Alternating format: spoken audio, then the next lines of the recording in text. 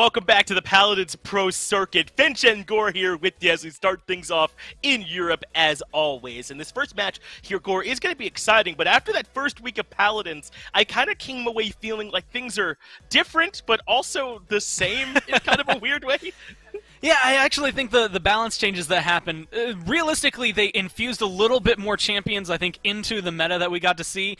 I can't hide this. I'm a big fan of the fact that Aya's comp banned right now because I like not seeing her for a little while, especially, out of that ban territory, which allows teams, I think, that flexibility to maybe target you out. Of course, Victor, I think, falling down a little bit, Vivian maybe rising a little bit made it interesting. But also, I think Europe as a whole made things interesting last week just because we got a 5-game set to start off Phase 2, which is not something you're always graced with. Yeah, we're going to be watching two teams who have not been able to find that win just yet here in Chroma Space and Interstellar going up against each other. And you were already hitting on it. Obviously, some changes that are kind of affecting which champs we're likely to see. As you already mentioned, maybe a little bit more of Vivian. We might be seeing a little bit more Atlas and Fernando than you might have been used to before those changes as well. So I'm thinking that we'll see a lot of exciting things as we start this one off on Stone Keep. Shattered Desert, Ice Mines, Bazaar, all banned away alongside Warder's Gate. Maybe nothing too surprising there, Gore. But on to Stone Keep, where things should be fairly standard. What are you expecting here in this first round of picks and bans? Honestly, I'm curious to see if teams want to pick up snipers. This is one of those maps that it's so flexible in what you can do. Flanks have been pretty heavy, but snipers have been heavy once upon a time as well. So there's, again, a lot of flexibility to make this work. Hit scan's usually prevalent, so I wouldn't, be surprised to see maybe Victor, Vivian, or, as we see down there, like Andro banned away. But this is also a good map for Bomb King. Probably one of my favorites for him. Outside of, like, your Jag Falls and your Bright Marshes, this is one where he just controls the high ground a little bit better than others. So I wouldn't be too surprised to see a good blaster player, probably on Chroma Space, but Interstellar could scoop him up just as easily, and he gives a lot of leeway and control on this map. Well, as expected, Atlas is indeed going to be seen here. That makes me think we might have some aggression in the line here for Chroma Space. Also worth noting in those bans that Genos was taken as well, large considered one of the best healers that we have here right now, and then Anara, one of the strongest point takes taken. So talk to you about this Atlas. A little bit of changes, so I expect we'll see a lot more of him before we see less. Yeah, honestly, he's just better at what he used to do. I think a lot of it does come down to the fact that now in his ult, he's able to kind of get the shots off a little bit easier. I can't remember all of the small things because it was just like 10 little bullet points to come through, but it just makes him flow a lot better overall. I think it helped with movement speed while he's in his ult, of course, getting CC'd while he's in his ult, so he's able to get those shots off a little bit easier. But that's only part of it. He also got a little bit of a damage bump, and otherwise he had a really sick kit to begin with. It's just that there were other tanks that did what he did better. I still expect, though, that he's more of an off-tank here than he is realistically a main tank, whereas Anara, she's going to be standing on that point. She's going to be doing it better than the Atlas. He's just going to try to outright kill her. If Chroma Space want to run him on his own, they're going to need, I think, some tanky champions alongside him. People like the Xin who can live forever, or maybe people like, well, I was going to say Grover, who just happens to have that higher health bar that they can, just live a little bit longer than some of the others you encounter. Yeah, if you already thought it was going to be hard to kill Interstellar with that Anara, you add in the Grover healing everybody and providing that great healing with the ultimate as well. And now the Bomb King added, so that is a ton of damage. I mean, between Victor and Bomb King, are there much better backline damage dealers you could have selected if you're Interstellar? Maybe the Vivian, but they've got to be feeling good about these 4 picks right now. I know the player names on Chroma Space so well. I've seen these guys playing for years and years at high level, consistently making it to either land and doing tons of things that you don't typically get to see.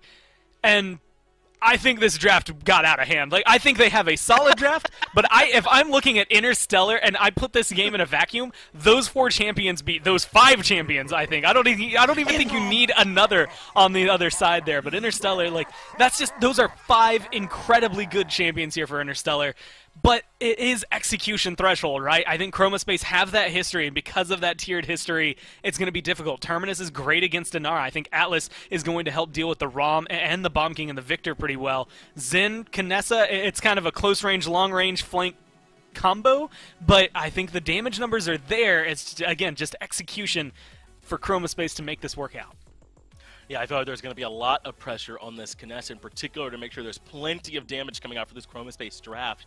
And they're going to have to create space for this Zen, I think, to work here as well. I'm with you insofar as this Interstellar draft is nuts. But, I mean, we kind of have to give it to Chroma Space as being sort of the team that we've come to expect the W's to show up here for. But we won't have to wonder any longer about how this will go. Let's move into game number 1. Remember, we're going to be on Stone Keep for this first one, so you can expect this score to be a heads-up battle.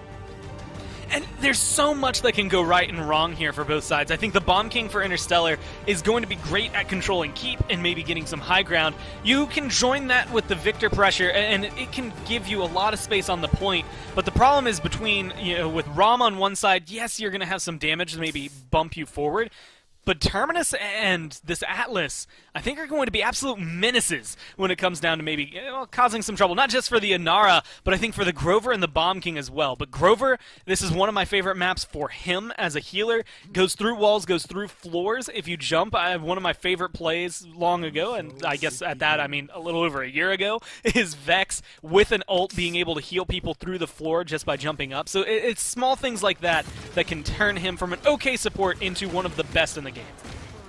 Already a big keep battle. Inara making the big wall, and it's Infield that's able to find that first kill. Adium has to take a bit of a seat. So now already at a bit of a numbers disadvantage. Our Chroma Space started far back, and look at Snazy. He's way in the backline and playing this flank ROM and already finding the disruption. Atlas does a good job, though, of interrupting, and Ronnie is the one that ends up getting the kill for it. But look at the percent lead already for Interstellar. 57% in that back pocket, and yet another big keep battle. The Victor able to desperately get that dash off, make it to the back. And so far, Chroma Space can't find a way to contest mid.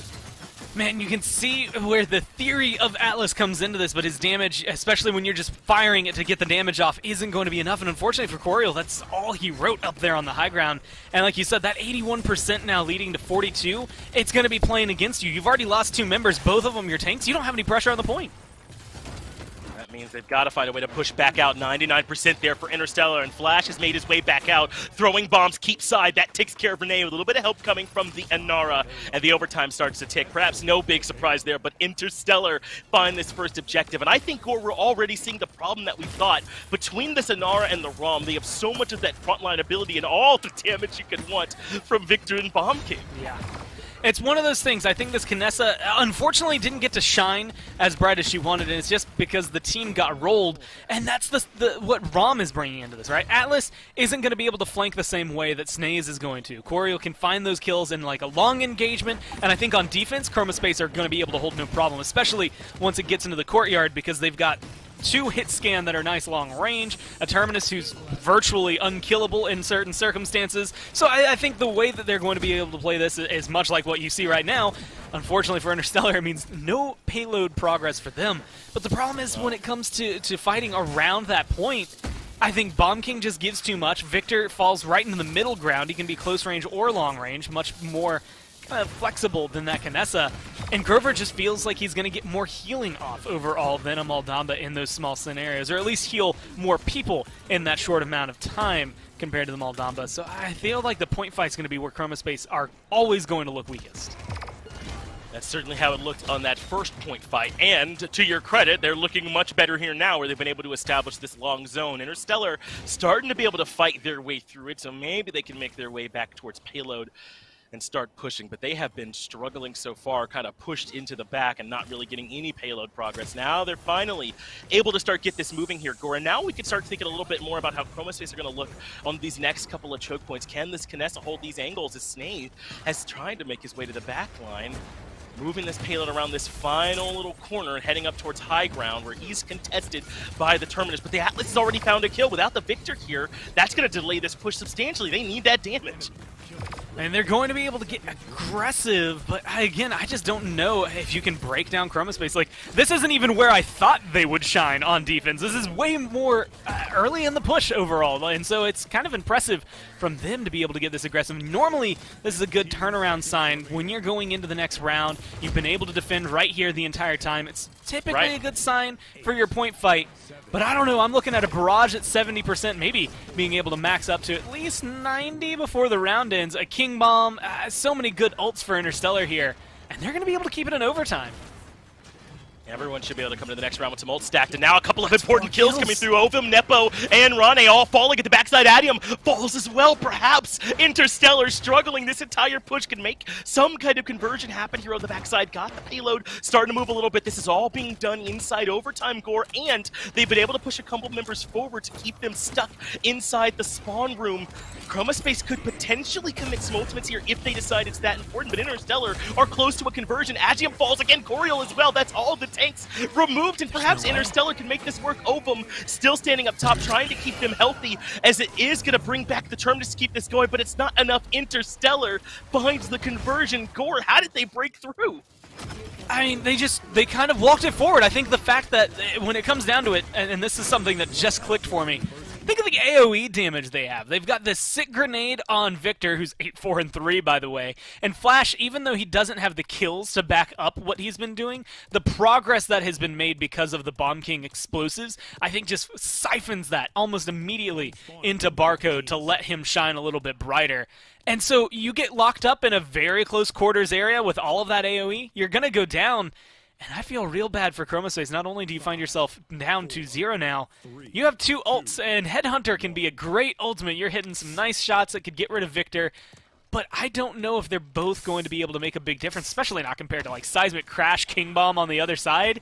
Yeah. I think this is going to be an interesting fight for Chromaspace. You just said the AoE was the problem. Well, those ultimates are pretty good in that regard. A little bit of percent built up for Chroma, but they have already lost their Terminus early on, and we know there will not be any kind of reanimate coming through already used. Nepo is able to find a huge snipe, though, taking care of the Bomb King across the way and looking to take the battle against the Victor between the backliners. So far here, this Kinessa has proved supreme, but look at the percent racking up the other way for Interstellar. They're feeling cozy right now, all the way up at 84%. Finally, the Terminus has rejoined the battle. That forced the ROM to drop down from Keep as well, and we're keeping our eye on Nepo, putting in big shots, even with the Seismic Crash landing, but Nepo can't keep up with the damage coming through from Interstellar. Finally, Nepo falls in trades, and Interstellar on a 3-0 push, able to find the mid-fight win.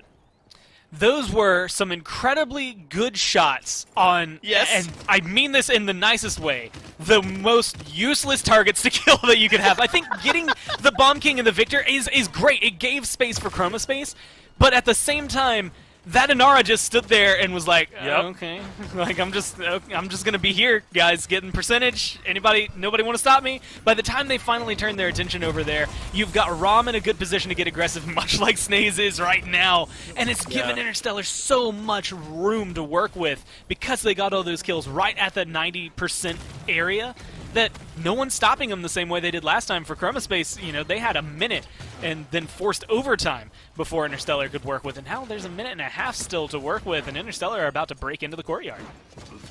And this is where I think Rom really gets his maximum value, Gore, is when he can work almost like a flanker as this off tank, going around, getting behind the backline, finding big ultimates, and forcing people to turn around and look at him. I think that's really when you're getting the most out of him as Coriel falls as well. I want to talk about how the comps are working, but they're not slowing down in terms of pushing forward, and the Terminus now in some trouble as well. The grenade getting past the shield, but into the backline goes Rane, and Nepo able to find the snipes onto the Victor. That might slow down this push for Interstellar. Luckily, they still hold on to King Bomb. Barrage is about to come up, so Interstellar, I still think you've got plenty to work with, and not only make it look good, but also to seal the deal. Yeah, and I mean, 3-0, they got it in overtime last time. I'm not going to count them out just yet. I'm going to look instead at the reanimate and what it can accomplish. I think if used in the right area, especially in overtime, it at least burns the timer and gives you a second chance of coming in. Then you can play with comeback mechanic in the next round. There's a lot of plays for Chromaspace to maintain this. Unfortunately, it means that they're going to have to get essentially a solid 5, 6, 7 minutes of Paladins where they just don't make many mistakes. Yeah, but look at all this high ground that's kind of had to be given up. I feel like from Chromaspace, they're having to play relatively far back and leaving a lot of this work to the Terminus in terms of the front line. There's the barrage coming out, though. Barcode able to take care of Ronnie very early on in this one. Has to stay back, though, because the snipes are coming through, but Flash gets a kill as well. That's Coriel down. Adium falls, but has the reanimate. It's a double kill now for Flash, but the second he comes back, he drops again. Interstellar close to finding themselves a 4-0 here as Ronnie forces his way in, but he falls as well. Interstellar, off of the back of an insane draft, are able to find the first game win. I'll be honest, coming into today, that's not how I expected this set to start. Me neither. When I saw the drafts, I thought it was, normally, and this is going back to like last year, you could see a team get an abysmal draft, or not even abysmal, I mean, that was maybe just a B tier draft from Chromospace compared to the A tier that you get over there for Interstellar, and it still ends up going 4-3 with Chromospace maybe losing at the very end just because the draft plays a little bit better. But Barcode has a hell of a game. I think Flasho, he's 3-4-13, which is not exactly what you expect to see on a Bomb King, but I think the damage that he was constantly applying up there at 62,000 was absolutely something they had to be stressed about for Chromospace. And again, at the very end, one of the best plays I think that happened that game was the ult to take down the Terminus, and then once Terminus was gone, you're able to follow up, get the kill immediately, like he didn't even exist. It's the worst case scenario for a Terminus ult, and so Adium, unfortunately, on the receiving end of that one, got to see that as a loss. Yeah, I thought they also had a really good ROM ult where they were able to flank behind the Terminus, drop the ult on him, and take care of him very early on in the push in a world where he didn't have that reanimate either. That got them around that choke point and to that position I was sort of talking about where it felt like Chromospace were having to try and hold ground from so far back. But Gore, as you kind of alluded to, this is not how I expected this set to go, at least on this first map. Stone Keep going down for Interstellar. And I think, again, they just draft well. I liked every single one of their picks. I think what Chromospace had works, but when you're, I would say, already fighting uphill, there was a lot of little rooms for improvement where it's just, man, where is your focus for damage, and can you shift that focus? Kinessa, I called it out. I said, you know what, those were great targets, great shots, but Inara just got to sit there. But can you pressure out that Inara if that Victor's still there, if that Bomb King's still there? No. So you have to deal with them in that order. And so I think Chromospace just kind of got locked in a box there, and Interstellar didn't let him out. Well, if you thought that Flash maybe didn't quite get as much BK value as you would have liked, perhaps giving him a run back on Bright Marsh could turn things around here, Gore. This is one of those maps where I feel like BK just does so well, has all those little tiny angles he can find to get in surprise damage that might catch you off guard even from out of sight, and potentially find some big frags.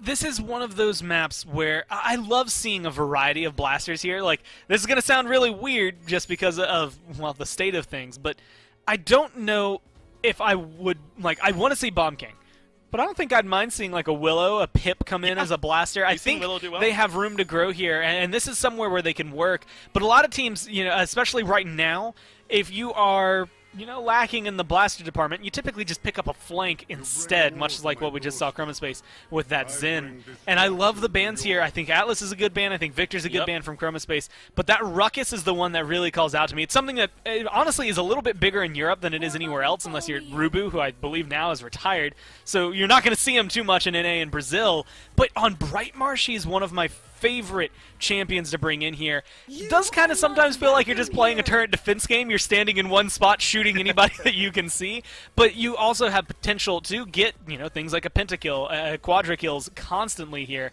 and Hexafire is just a good ult.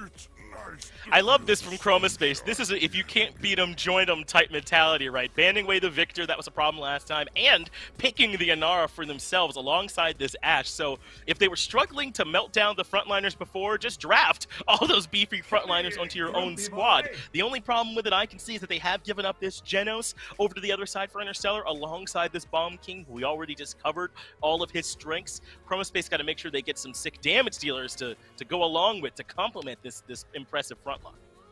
What I like from Interstellar right now, Genos can go Luminary, no problem. That allows Grover to go Deep Roots, which is going to affect that Maeve even more so. The Ashe, the Inara going to get locked down. A lot easier for Bomb King to find those targets. I think Maeve is going to be able to find some interesting flank routes, but she's going to be forced to be creative overall because you have to get past now a Bomb King, a Grover, and a Genos, all of which can do some decent damage. Maybe not all quite in the same realm as Maeve. Bomb King really will dominate that matchup, but otherwise, I think you need one more lockdown here for Chromospace. I like that they save it for the end, just to kind of, assert your own dominance, not just through Ashe's ult, but just in general on this map, because your tanks are solid, but you need some backup. Wow, not bad. If you can't get the Victor, I doubt you'll feel bad taking the Vivian. In a lot of cases, you might even want the Vivian as opposed to the Victor, though Barrage is plenty powerful. It'll be the Vivian plus the ROM, and I don't know, Vor, once again, I like the draft that Interstellar have here. I mean, I know they're maybe a little bit lacking on that front line. ROM going to have a lot of that responsibility, but they have so much sustain. I wish I had a picture of it because this comp makes me think of one thing, and it's Meta Pusher's tattoo that says "Hold W" on his arm, because that's what this comp is doing in my head. It's just Bomb King, Vivian. Well, maybe it's just ROM really that's holding W. The other 3 or 4 are just holding left click and hoping for the best. I mean, Vivian's not going to need to stop shooting. Bomb King's going to be very solid. Again, Grover from range is going to do great. This Maeve has her work cut out for her to try and get back there and solve that Vivian problem. A lot of problem there that they're going to have. But between this Maeve and the Willow, they maybe shouldn't have too hard of a time, you'd think, getting back there. It's just a question of, really, it's kind of a race, right? Is Vivian going to be able to keep the Willow out of the sky more often than not, or are they going to be able to use that mobility to get back there to them? It's an interesting sort of conundrum we find ourselves looking at here. But Snazy, I think, going to have a lot to handle in terms of piloting this ROM. Last time we saw a more flank-oriented ROM, but this time he's essentially going to have to be the main tank. Yeah, he's a tanky dude, but he can suffer when he's left on his own. And honestly, every time I say this, I feel a little dumb every time I do. But the best way to deal with ROM isn't to, in some cases it's like, okay, we'll ignore them and deal with blank prior, we'll look at this target first. I think this ROM is going to have to just get outright burned. And honestly, you kill him down, Interstellar don't have a lot of room after that to send somebody in. Bomb King, Grover, both relatively tanky as far as their roles go, but in terms of being able to keep up with an Inara Ashe, I don't know. So I think frontline, just be frontline, Chroma Space, win this one outright. But I need to see Nepo on this Maeve and Renee on this Willow really, really pick things up, because otherwise, I don't know if they're going to be able to hit the mark. But I did say I wanted to see Willow here. Maybe this is a chance to see exactly why. She can be solid. I like this, though. Already you can see the Vivian kind of roaming with this ROM, and I think that gives him a lot of potential. Nepo on the Maeve, though, finds the first blood. Chroma Space and Flash has already been taken out. Now the ROM isolated, and that can be the problem with this pick. Snazy ends up falling very early on. One kill does go the way of Interstellar. They get Adium, but this has largely favored Chroma Space, this opening fight. You can tell by the percentage they've built up to 51 already, and this is where Nepo on this Maeve can thrive, when he can go forward a little bit as a rogue agent and find some nice kills. The rest of the squad comes back to me. I'll be honest, Willow, I think maybe does even better here, specifically as a counter to the ROM, because part of his strength is his ability to self-heal through not only his damage, but also popping his Q. Willow just says, cool, where you're standing, yeah, you don't do that anymore, at least not for right now. So maybe it's not going to burn through that extra health faster, but it's going to stop him from accruing it all, and I think it will help seal a little bit of the deal in terms of locking down this ROM. Unfortunately, it seems like it slipped from their grip here, Chroma Space. It has slipped just a little bit. Interstellar find a nice retake, and this is where their comp can look good. When Snazy has to just absorb a bunch of damage all by himself and get hard, but when his damage dealers can step forward a little bit and create that space themselves, things get easier. But there's that exact matchup you were speaking of. Ronnie on this Willow able to get to the back line and take care of Flash on this Bomb King early. It's 99 to 96, and the Inara has made her way back to the point with Ronnie in the back providing some support. The Ashe ends up dropping, as does the Vivian. They end up trading 1-for-1, and still in the middle, somehow Snazy's holding on, but now all the attention's coming back to him, and that's making things difficult. Adium is still standing tall. Ronnie able to take care of the Genos as well, and that should be what Chroma Space needed to retake this mid-fight and find control as the Grover tries to force his way in, but not a lot Dawes can do there on his own. I'm so happy we got to ride with Renee throughout all of that, just because of the fact that you get to see so many close little interactions. Whirlwind, cool, dead zone. Good luck trying to heal that. Grover forced to fall back out of the fight. And it's just those little interactions where it's just like, cool, I am nullifying what you're trying to do. I think Willow, specifically to counter 2 healers here, is helping out. And there was a certain point where they just said, you know what? Screw trying to kill Rom. Like, we're just not going to be able to do it. We're going to just leave him alive over there and find other targets. You drop down, you find a Genos, you're able to kill off Grover shortly thereafter. I think it just kind of lined up for them, and I love the way they played it. All at the start with a big Faith Light, finding a kill onto that Bomb King to begin with. So Willow really kind of the driving force throughout that point fight to keep things going, and honestly still feels like one of the driving forces right now that's keeping things rolling for him. You said the Willow was going to be strong. I don't know if you knew it was going to be quite this strong, but it's such a comp into a comp reliant this much on sustain. You're 100% correct. Leading in damage by a mile right now is Renee. He's been everything so far for Chroma Space, and I don't know that Interstellar have an answer. Look how far the payload has already pushed Corvisor. We were trying to just recap the mid-fight. They've gotten into such a favorable position, and Snazy, as you said, is so reliant on his sustain for that extra tankiness and isn't able to find it. Renee gets the kill yet again, makes it to the backline now, looking for the Grover, and there's the successful push. A 2-0 looking much more comfortable for Chroma Space this time. And Finch, you know, I see a Whirlwind, I see Rom coming through with his ult, I see a King Bomb ready for Interstellar, but I'm looking at a Midnight that's going to stop you from getting aggressive and kind of second-guess yourself. Assert Dominance, Seismic Crash, soon enough another Faith Flight for the 5-0 and 9 Willow. It's just... yeah. Going to be a little hard to fight into this time around. Chroma Space are definitely showcasing what they needed to, and kind of what they were missing last game. Again, I think the draft maybe on Stone Keep got a little bit away from them, and they just weren't able to execute at the level they needed to take something down like that almost plays itself that Interstellar had. This time around, though, they get some picks that maybe are a little off-kilter from what you're used to seeing, and you know, like the Willow, your Maves that weren't necessarily as prominent towards the end of last phase. They pick them up on a map where they're going to be able to showcase their talents, and they're showcasing every single inch of that strength. Well, Nepo has the high ground. We'll follow with Nepo for now, and we know that he has been that second leader in damage right behind his partner Willow. Adium, though, falls earlier. Renee is right there behind him. This is the fight Interstellar needed. They found a way to bunker bust all that damage in the backline, and look how far this is forcing Chroma Space to fall back. Now 46% racking up for Interstellar. Remember, down 0-2, they're going to be racking it up even faster. This might already be the point. Well, the Faith Flight's coming through. Midnight just used as well, but I feel like that Midnight was in an awkward area. Could have been used earlier to try and quell some of that pressure. Interstellar just kind of get to run it forward. Again, I said it earlier, I thought their comp kind of screamed to hold W, and well, they just got to hold W that entire point fight. Nobody stopped them, and now I mean, you still have two of your biggest team fight ults for Chroma Space, but I don't know why. You could have been able to use them to try and either stop the aggression, quell the aggression, or get yourself in there and you know, win the fight instead of just stopping Interstellar from moving forward. It ended up all happening very, very quickly for Interstellar this time as they ran over Chroma Space. I think if they're going to win, it's going to have to be like that, where it happens very quickly. They don't give those tanks time to find value. Flash does end up falling, but wow, a nice sight there from Dawes. Take care of Nepo. Might mean they can keep up this push after all, though losing the ROM should mean that the brakes are coming on here, Gore, and that Interstellar give me a little time to regroup.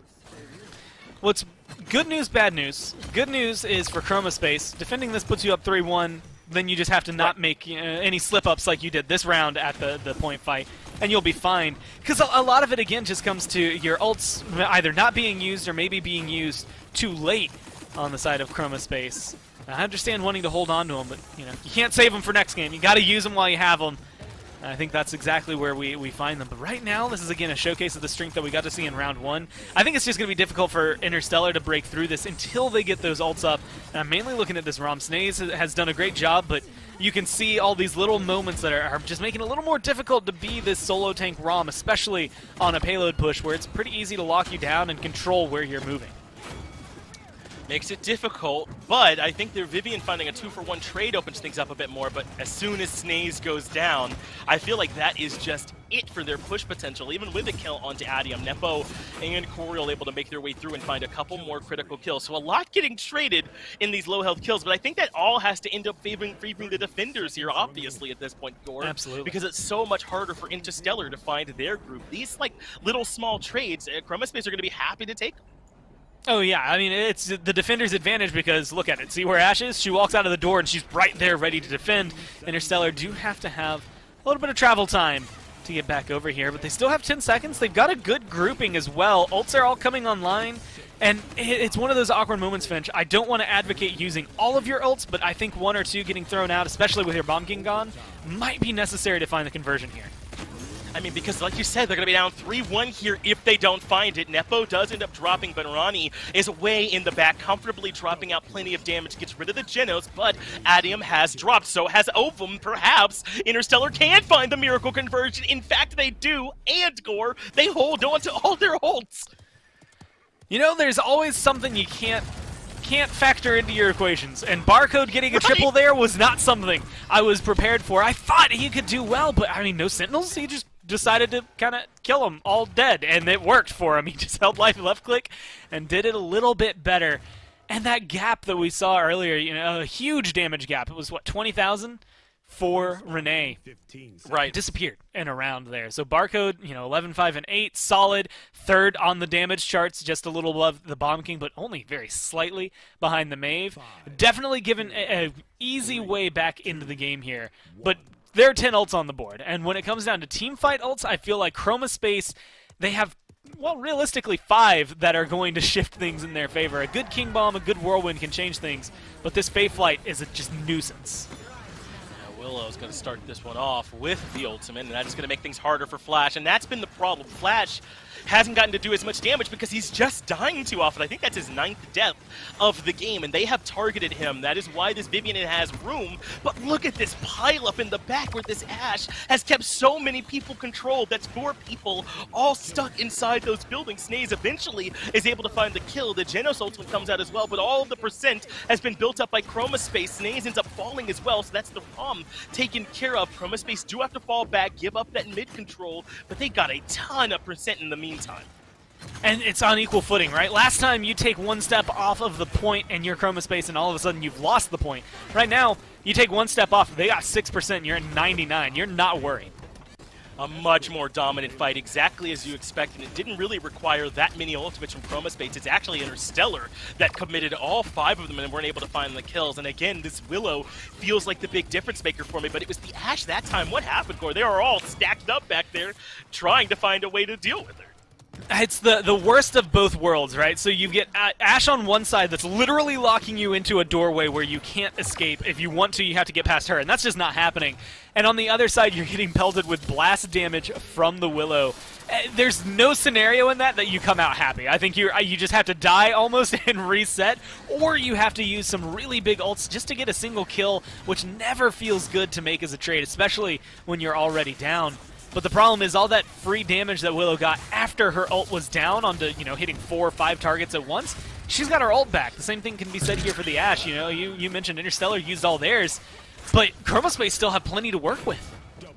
They did just expend a couple, feeling the pressure coming up from Interstellar, and it didn't even work. Barcode gets the triple kill to answer back to the ult, make it a quadra, as Barcode's able to find his way up to her for real for a 5 times a rampage. Gets some help from Flash as well, and Interstellar can't get ahead of themselves though, Gore. A full minute left, and they absolutely need this defense, obviously, at this point, to hope to get back to a 3-3 mid fight.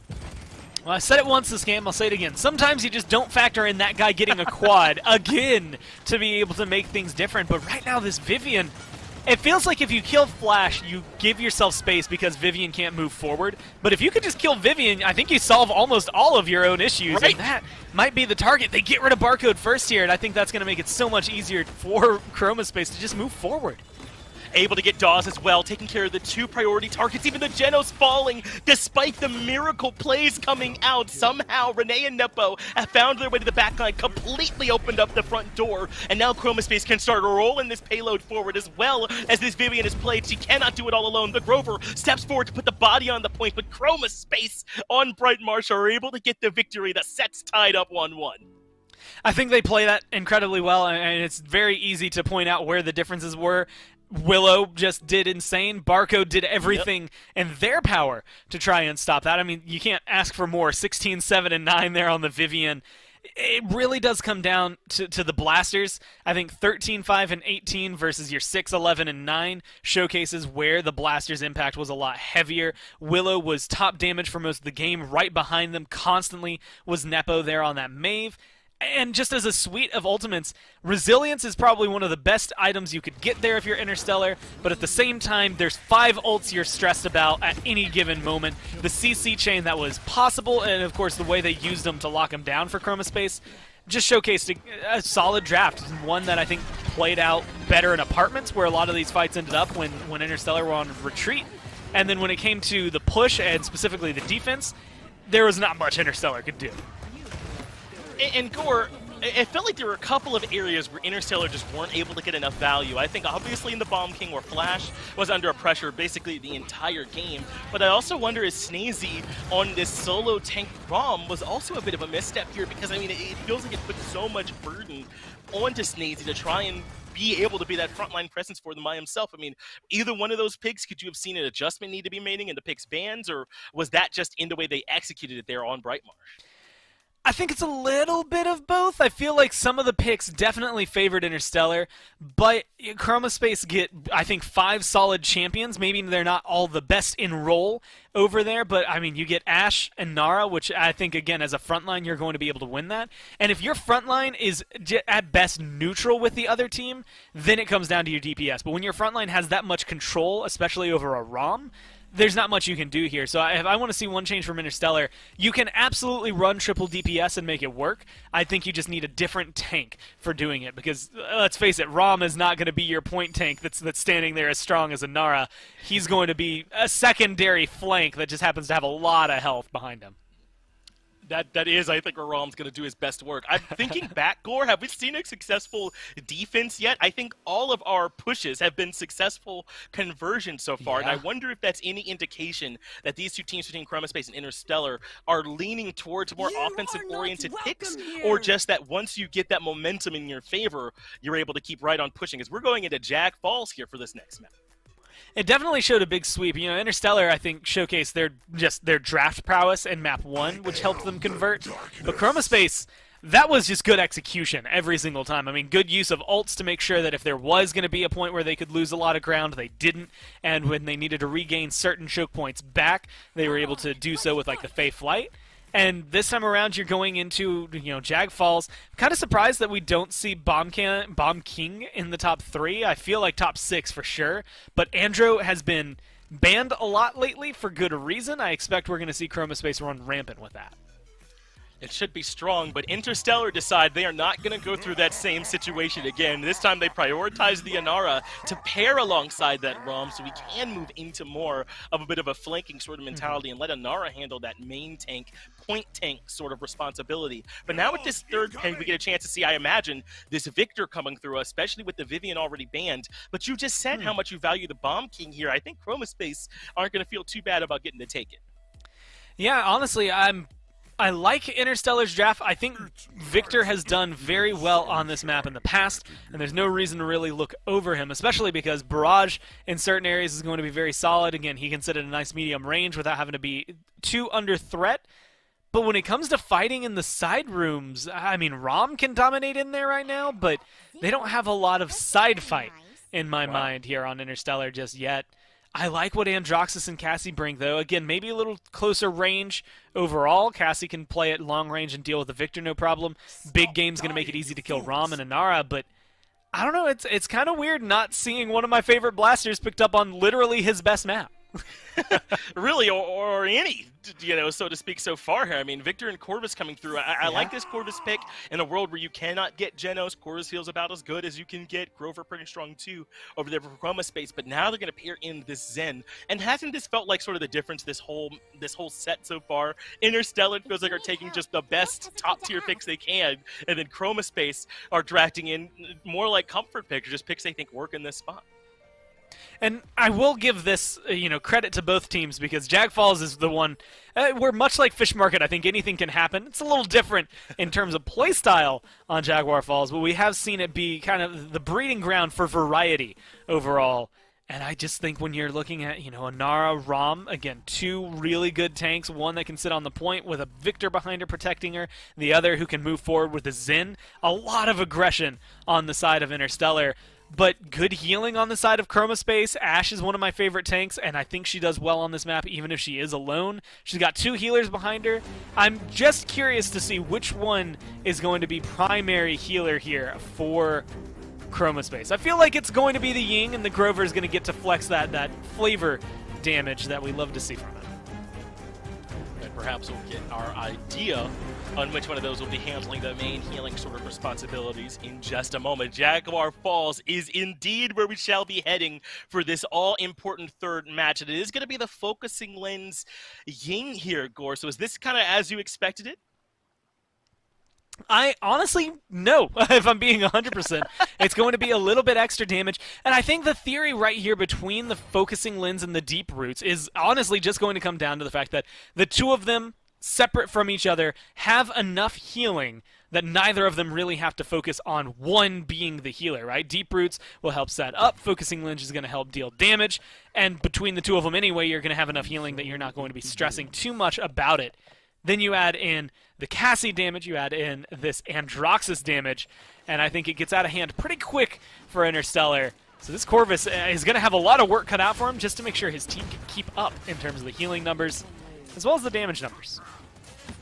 Flash took a good deal of damage to start with, but it's Barcode who continues his impressive game all the way onto Jaguar Falls, takes care of Ronnie early on in this game, so the Cassie has already been removed. The Rom able to step forward and be aggressive as Inara plants herself on the point, and already 60% in the pocket for Interstellar. And Chroma Space struggling to find a way to push back through it because the Ashe has to be at the front for them as the only front line, but what other areas do they have to find a way to force their way in? 96% and counting. Finally, the Ashe steps in to find some kind of touch and get an OT going here, but I don't see how Chroma Space could find another way back in.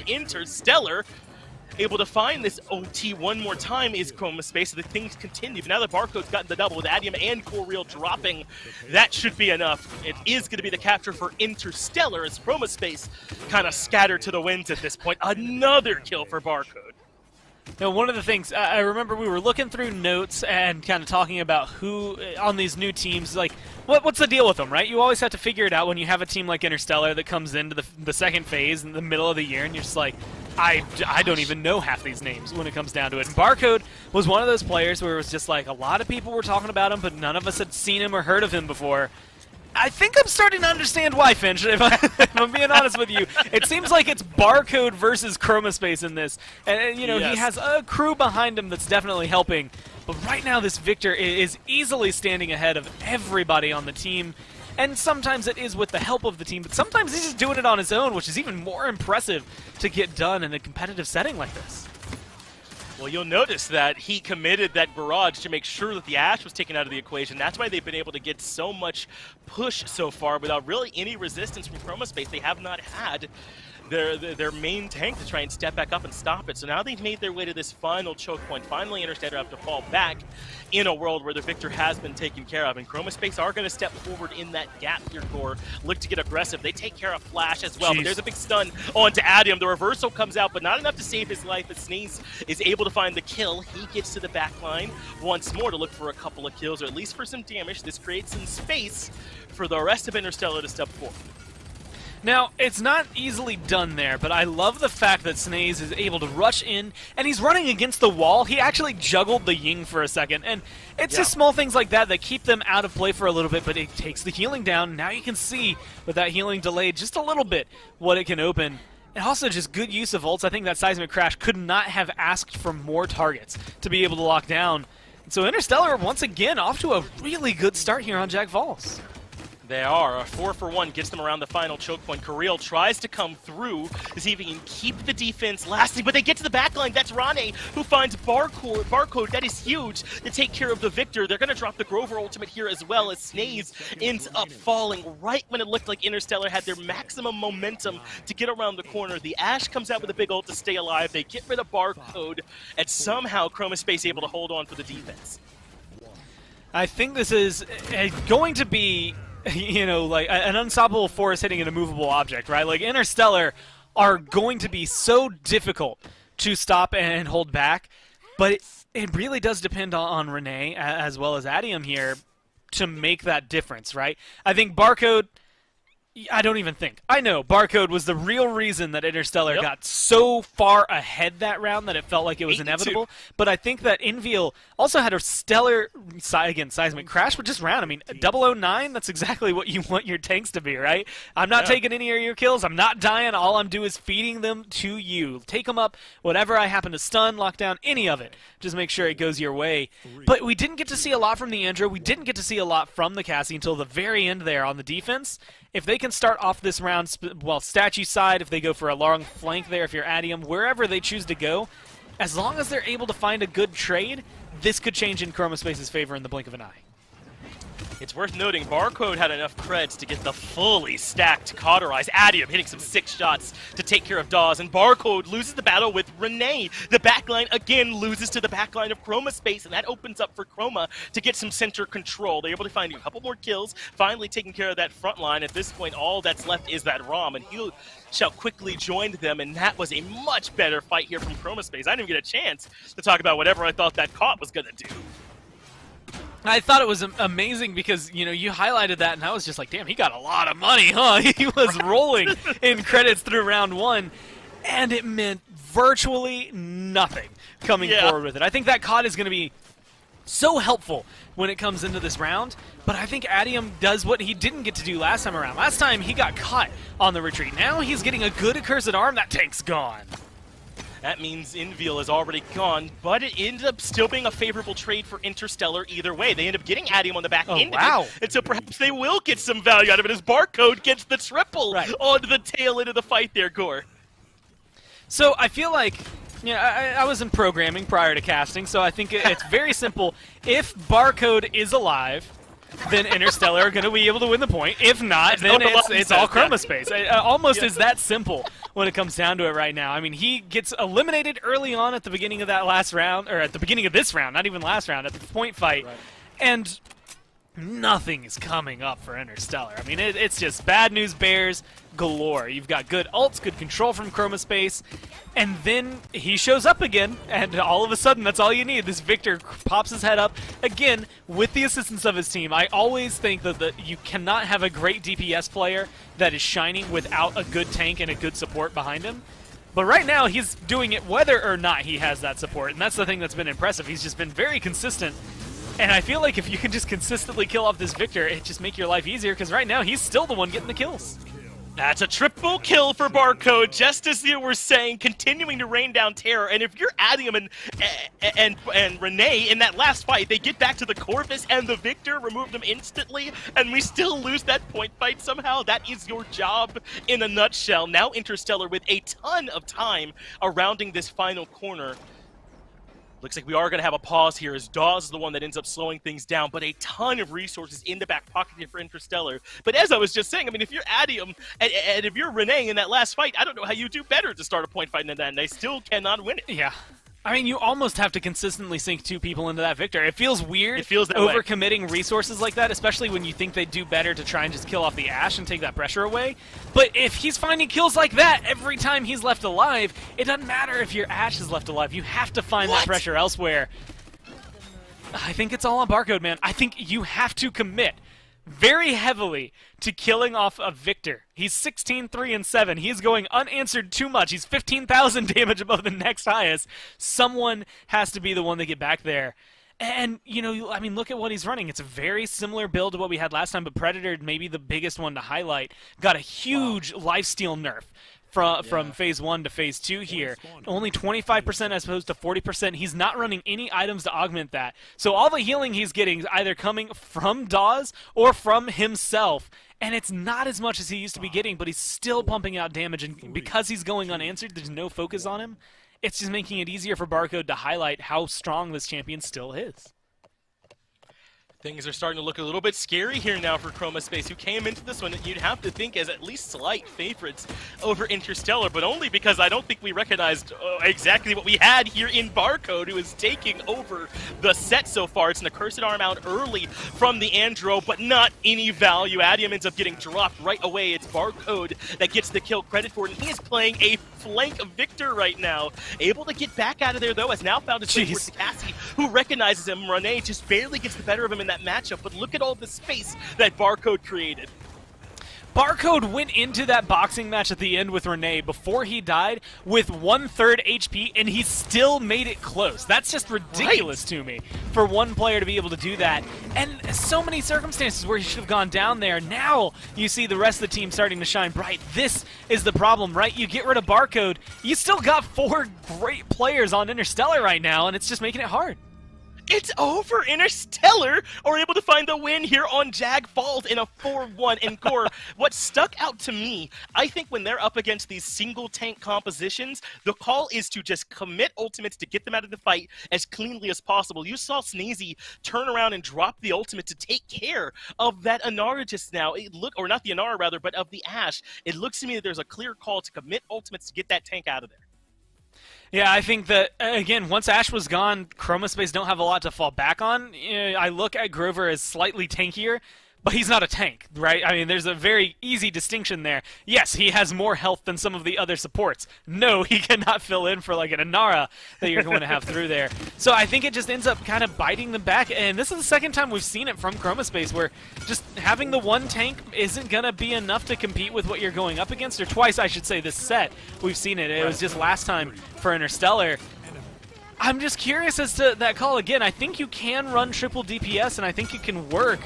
But I'm wondering if maybe this would have been more beneficial to have full heal Grover and then an actual DPS there instead of the focusing lens Ying, just because of the fact that, yeah, she did good damage to her, but she's not necessarily known for being able to get back there and make insane trades with a Victor, which is really what you needed throughout all of this. Yeah, I don't know if anyone out there noticed, but our highlight reel segment this time was just the direct feed of Barcode basically all game long. We couldn't show the whole thing, but that is basically the story, at least from where I'm sitting there, Gord. I think that you're right to sort of mention that they went kind of in between with those backline healers, and that was not quite enough for them. But unless they had a game plan for taking Barcode out of those fights early, then I don't know that it was going to matter. I mean, Interstellar were willing to all-in commit on whichever tank showed their head, and as long as Barcode was alive, they were going to clean up a multi-kill on the back of it. I'm wondering how Chromospace are going to change this. Again, following what they've been doing, you go to Bright Marsh, that was a pretty close map. Normally, I put that in the same tier as Jag Falls. I feel like a team that is going to control Bright Marsh can then control Jag. But I think that, again, the draft got maybe just a little bit away from them in comparison to what they were hoping to do. And now they're in this awkward position where, I mean, you can't give up another win. Interstellar, I have to say, we had 6 spots for the league coming into Phase 2. Of course, 7 teams ended up joining just because of one disbanding. So I love that we got new flavor coming into the league. I did not expect it to be this heated, or you're taking on a team that has history. A lot of players that have been in this region playing for a long time together, even at that. And you're up 2-1. I'm very impressed with Interstellar right now. But look at these band score. I think they have decided that they're not going to give him any kind of backline tool. The Victor and the Vivian have both been removed by Chromospace to try and make life a little bit harder for Interstellar to find that solo carry. Now, with the Genos picked up as well, that does mean exactly like we're seeing, the Inara can be picked up, and that has been the big difference maker, I felt like, so far. The team that was able to get the Inara and an off-tank, I think, has won every map so far. Honestly, it's difficult to contend with Inara, period. When you are able to contend with an Inara and an Ashe, it's usually because you've gone something like a Terminus plus side, or maybe even Fernando plus side. I'm actually kind of surprised. Europe, at least in my mind, is typically one of the regions that used to love bringing in the Fernando, even if maybe he wasn't the best choice at the time. And with Khan out of the meta right now, it's the best time for someone like Fernando to flourish. I wouldn't mind seeing, like Genos Strix Xin for Chromospace grab a point tank and an off tank here at the very end, or just maybe somebody that's very, very good at killing tanks at the very end, and you'll be fine. I wouldn't even mind seeing this Xin go something like Guillotine just to try and eliminate the Inara and Ashe a little bit easier. Cassie comes through, and I wonder if this is what's third in a world where Victor and Vivian are both missing in terms of that sort of direct damage that you could find for your backline. So maybe Cassie can fill some of those shoes. As you were saying, though, Chromospace at this point really, you would think, needs some kind of beefy frontline because they've got plenty of backline there. The Domba goes over to Interstellar, but I wonder if we might not see another Grover coming through here to provide some of that big AoE healing plus the ultimate, as Interstellar is still waiting on one more damage deal.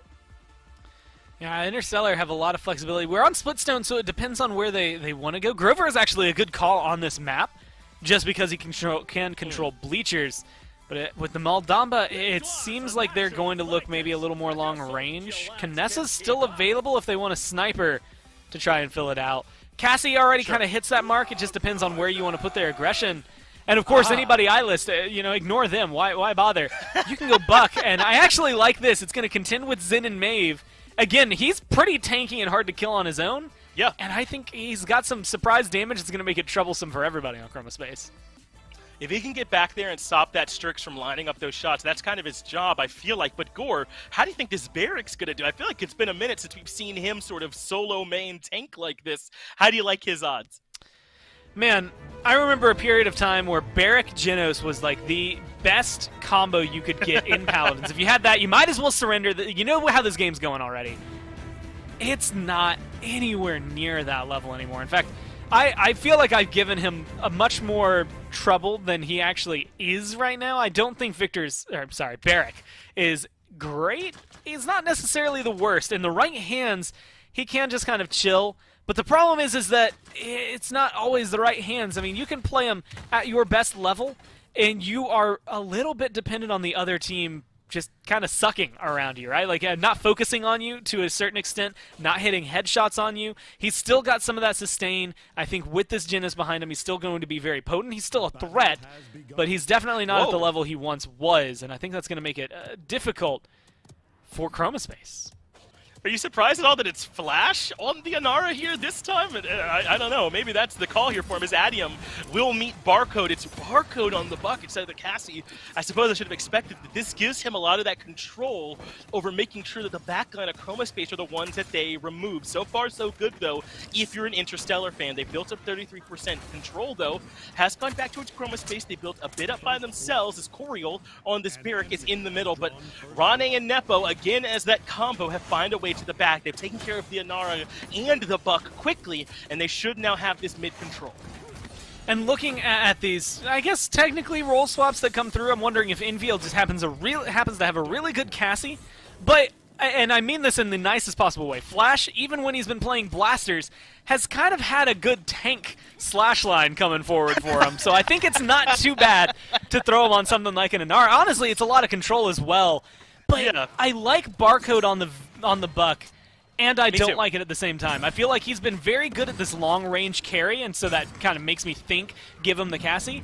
But on their draft, I think Buck is the difference maker, and if he can have a good round, then that's all you need. That's exactly how I felt about it. It might not line up with how he's played so far, but it is the most important pick, I think, for Interstellar, so I'd give it to Barcode at this point. But it's Chroma Space who win this first mid-fight. They got to the back line, took care of the two critical members early on, and they have controlled this center since. Look, all 5 members are streaking for Chroma Space right now. That is never a good sign if you're on the other side, as Interstellar struggle to get their feet underneath them on this defense. And I didn't see if they were running Guillotine over there for the Zen or not, but honestly, I think it was Yomi. At the end of the day, they've got 4 ults that are coming, and if it is Yomi, good for you, because guess what they're doing? They're burning down the tanks like it's nothing. They're putting too much pressure on the Cassie and Buck that the DPS isn't able to go forward with it. I've also been interested, Interstellar's kind of face tanked Bleachers both times. When I'm looking at Buck, I kind of expect him to maybe go for a long flank over around the lava pool. And so it's interesting that Barcode's been taking a different pathing than I expect to see out of him. As of right now, it's working out for him. They're finding a good defense, so finally finding some footing in the game. But Interstellar, you can definitely feel that room to grow, or maybe that warm-up as they switch to some completely different play styles, as a lot of them swap champions. I mean, it's been an impressive start here for this Interstellar team. I know that they came in 0-1, but they played well this set up against an impressive opponent, and it's not even over yet. So certainly a lot, I think, for Interstellar to start building on. Good damage from Inviel. You asked, does he have a sick Cassie? Is that why he's on it? Well, he got the double kill a moment ago, and now putting out good damage on this defense. So perhaps that is, as they commit the ultimate, they want to step forward for a bit of a fight. Don't know if they got 100% value out of it. Knew there wasn't a push from Chroma Space at the very least. And there is the kill from him as Nepo ends up falling. Another one comes through for Barcode. So I shall question their wisdom no longer. It's a double for the Cassie pilot, as maybe being able to lock down one more kill, roll forward aggressively, recognizing that Adium's back there. But it's Barcode that gets it, as Interstellar on defense, able to get a pretty aggressive zone going. And I love that, right? You see the Midnights coming through because Chroma Space know that's a great ultimate to re-engage. It can get you right back around that payload, and it could find you a couple of kills, So you use the scout on the other side. Cool, you're going to take away our vision? I'm going to reveal all of you. We might not be able to see the map 10 feet in front of us, but we know where you're going to be. And honestly, if I can see your silhouette, I can shoot you just fine. So I love the way Interstellar play that one. And again, they just are able to snowball off of it, not only keeping their aggression up, but putting Chroma Space right back in base. It feels like a different team than what we saw playing around the mid-fight.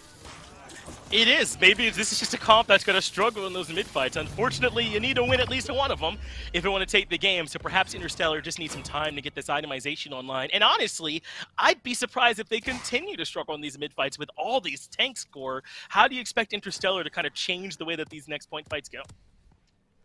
I think there's a lot of pressure either on Inviel, who needs to be kind of an anti-flank, deal with Adium or Renee or whoever happens to get aggressive over there. You know, Snaze, Flash have to hold on to the mid-fight, or the point, and Bleachers, you know, given to themselves. I think Barcode, though, has to be the one that goes around the side, gets up into the back, puts pressure on the Nepo. Right now, Strix is going relatively unanswered. I mean, 4-3-3, but I think a lot of those deaths were more on that defense than they were around the mid-fight. So focusing him down early, or at least forcing him out of the fight, causes a lot of damage to disappear there for Chroma Space. Forces Adium and Renee to then just have stellar rounds, which we've seen him have so far today. But if it slows down Chroma Space, it's going to be able to get you a win because you have those two tanks to work with.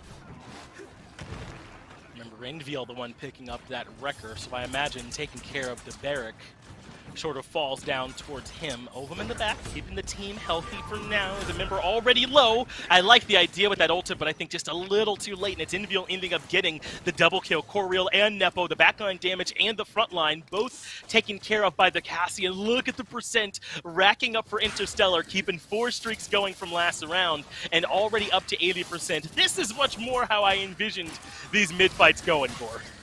Yeah, exactly what I expected. Dread Serpent available as well to buy some space if you even need it, but that, I mean, they forced the Dome Shield and they haven't even had to use an ult on the side of Interstellar to make sure that they're still in control. Finally end up committing one there from Dawes as Renee finds a kill onto Flash, but we've got the backup tank in the Ash, so the mid-fight can continue. Adium nearly gets the kill, but Inviel was there to return the favor. Nepo gets one, Renee gets the second, but it's not enough to stop Interstellar from capping the mid point. Nepo is going to find some kills. It looks like Chroma Space are going to stop Interstellar from getting any kind of push on the back of that cap, but still Interstellar got to be feeling a lot better about that mid-fight this time. I don't think there's anything more fun to me in Paladins than when the Strix just kind of, like, he does, like, I can feel the warm-up where he pops his neck and then just jumps into the fight kind of with that I'll do it all myself mentality. Like, I'll run in with a rifle and a pistol and I'll just take down everybody. Like, I'm done being the sniper, I'm done hanging out back, I'm just going to barrel stuff people and see what we can do with it. And I think it buys Chroma Space, again, some time. They burned 45 seconds on the clock, which is crucial on a map like Splitstone considering how long it takes to get the push. But Interstellar are just on a roll. They might not be on fire right now, their streaks haven't built up. But I think they're in a good spot. They have good control. That last mid-fight really showcased a lot of their strengths. And I don't know, Chroma Space, I feel like start to falter here on defense, especially with only one tank and not an easily survivable one at that. I think it's going to be difficult if Barrack gets taken down to try and find a defense here. It's funny, we really thought Barcode was going to be the one that had to be the difference maker here for them here so far, but Inviel has really stepped up for them so far on this Cassigar. I mean, it has been everything for them, is finding these multi-kills and opening things up a little bit more, getting some great help, obviously, from this Buck, forcing the Strix off the position a couple of times, but the one connecting the shots, the one getting those kills that they have to get, has been Inviel. As I suppose I speak him into the grave, he ends up getting caught out down here into the bottom. Interstellar's push has stalled a little bit now, Gores. They've been forced to fall back. Chroma Space with a ton of ultimates in the pocket, too. If they feel those are forced out, then I think they certainly can find a defense. Well, I was going to say it should be a difficult retake, but right as I was about to say it, Barcode gets a headshot to kill off Renee and make things a little bit easier for him. So they can move forward. And honestly, I think it's better for Chroma Space to maybe back off here. They can keep a little bit of aggression going, but it might not be worth the risk, especially for someone like Barrack. I mean, Coriel's just gone. They need him to stay alive. He ends up dropping, turns around from Barcode, and gets the kill onto the Strix as well. So the front line and the back line damage, again, have all been removed. Genos and the Maeve are left wondering, what are we supposed to do? 5 seconds left. If Interstellar gets this push, it will happen in overtime. Ovum in the bag, keeping him and his squad healthy as they have to find a way to stop this push. They cannot allow Interstellar to go up 3-1 into this next mid-fight. Over to the right, a fight over near Mines, perhaps already starting off. They've gotten rid of Snazzy, but Adium has fallen as well. So the battle continues. A big kill coming out as Nepo in the backline on the Strix has been removed as well. Coriel starting to come under pressure as the main tank. He falls as well, and I think this conversion will come through for Interstellar after all as they go up 3-1. Finch, there's a lot of things my brain should have latched onto there. And instead, the one thing that stood out most was you said Genos and the Maeve, and all I could think was that seems like it's the Realms version of Vinny and the Jets.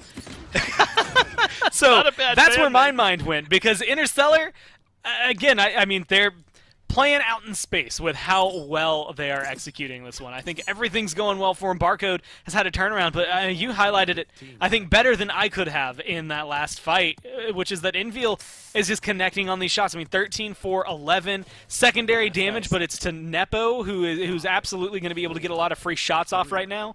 I think you're doing a great job on this, Cassie, and it makes sense. Like, if you're going to flex Flash away from this, you know, blaster slash flank role that has been played the entire time, and you're bringing Enviel off a tank into a carry, you have to have a performance like this to justify it. And I think, you know, much like you said, I will question them no more. This is something that I think looks good for them, and it honestly can keep going, and I think they're going to benefit from it. And the big point fight to start things off for Interstellar, but they find the 3-for-0. Nepo at least makes it a 3-for-1. But now the Bucks up close and personal. 4-for-1 in favor. No, 5-for-1 in favor of Interstellar as they continue to climb up their percent. And this is a newer squad to our league, coming in with confidence, swapping around the roles, and knowing what works best for them. The Midnight will provide the cover core as Chroma Space have to find a way to make it back in to contest this mid-fight, but they're being kept out by this Buck from Interstellar. Renee has to fall back. They need Coriel to find a way onto the point. They need a touch from anyone. Desperately find a way to land. The overtime now starting to tick as finally Interstellar have to fall back. Oh, the damage from Enfield just makes it easy. I mean, it's 99-11. The kills are still coming up red. They are all going in favor of them. The Strix was trying to find a way to get the touch, but he cannot last for long. Nepo ends up falling. The overtime ticks down, and Interstellar, impressively and against all odds, find the 3-1 up against Chroma Space. I'm happy to see it, man. I came in today, too. I looked at these two drafts, or the two rosters going into it, and I said, oh, this is probably like a 3-0 for Chroma Space, huh? Because these guys have been around the scene for a long time. You expect, with names like that, to be able to come through. I think we got to see Nepo have a good game here. Unfortunately, I don't know that the Barrack was the answer. 2-10 there for Coriel. Kind of interesting as well to see Ovum, of all players, on a support now. Just it's still taking my brain some time to get used to that as opposed to there on the tank role. I think Chroma Space definitely had a lot of great shining moments. Interstellar just had really good drafts, really good play, and I was, you know, I feel like maybe it was jokes for some of it, but some truth to it, where Barcode was kind of running the show for them in their first two wins. I think Enfield just deserves the light for this one because of how well they played this Cassie. And I think that's going to be impressive for this team going forward. If Barcode had hard carried them to all 3 map wins, then I think if you're an enemy team, you have the answer, right? You got to keep Barcode under control. But now, with Envio really stepping up for them in that last round, they become this two-headed snake. And now, which part do you cut off? I mean, Envio could pull out the Cassie at any moment and do this to you, or at any time, it could be Barcode on the Victor/Vivian. Interstellar have now become sort of a difficult problem to balance. And yeah, like you said, with only 2 bans, it's difficult to figure out where you want to send those, especially when you look at some meta bans. And even though they didn't get their win in week 1, I think that they showcased a lot of strength. I mean, again, it was a 5-game set. You don't get to 5 games without, you know, putting up a good fight. Getting a win here is even better for them. So I think that, again, it's 4th place in the standings, but they're putting in a lot of power over here in Europe. They're one of the only teams that have already played twice, so I think once the rest of Europe sort of, you know, I assume some of those 1-0 teams will end up with some losses. They got to play each other in there at one point, so that should even those standings, I think, back out a little bit more and show where Interstellar probably belong after their impressive performance they were able to get here in this last set. Now, on to Chroma Space, I think, here, Gore, because now they've shown us that they've got something to work out. They looked a little bit behind to me in the picks and ban phase. It feels like Europe is kind of in the same spot they were in Phase 1 and where they've always been. It's just a highly contested region because you've got a lot of players who have been playing either in community tournaments or, again, who have been in the ranked scene for a long time, who are now getting to showcase what they have in this competitive area and arena. I think the fact that you're coming into it, even if you have historied players, even if you have great players, like you said, it does come down sometimes to drafts as well as a few other things. It definitely got away from a Stone Keep there for Chroma Space, so I do want to see that shuffle up as they move forward in the next few weeks. An impressive battle here in Europe as I try my best to ever be seen. We've got Brazil coming up here next, though, for you all. So if you are a fan of Paladins, I cannot imagine considering going anywhere else. Make sure you're right back here for Brazil next.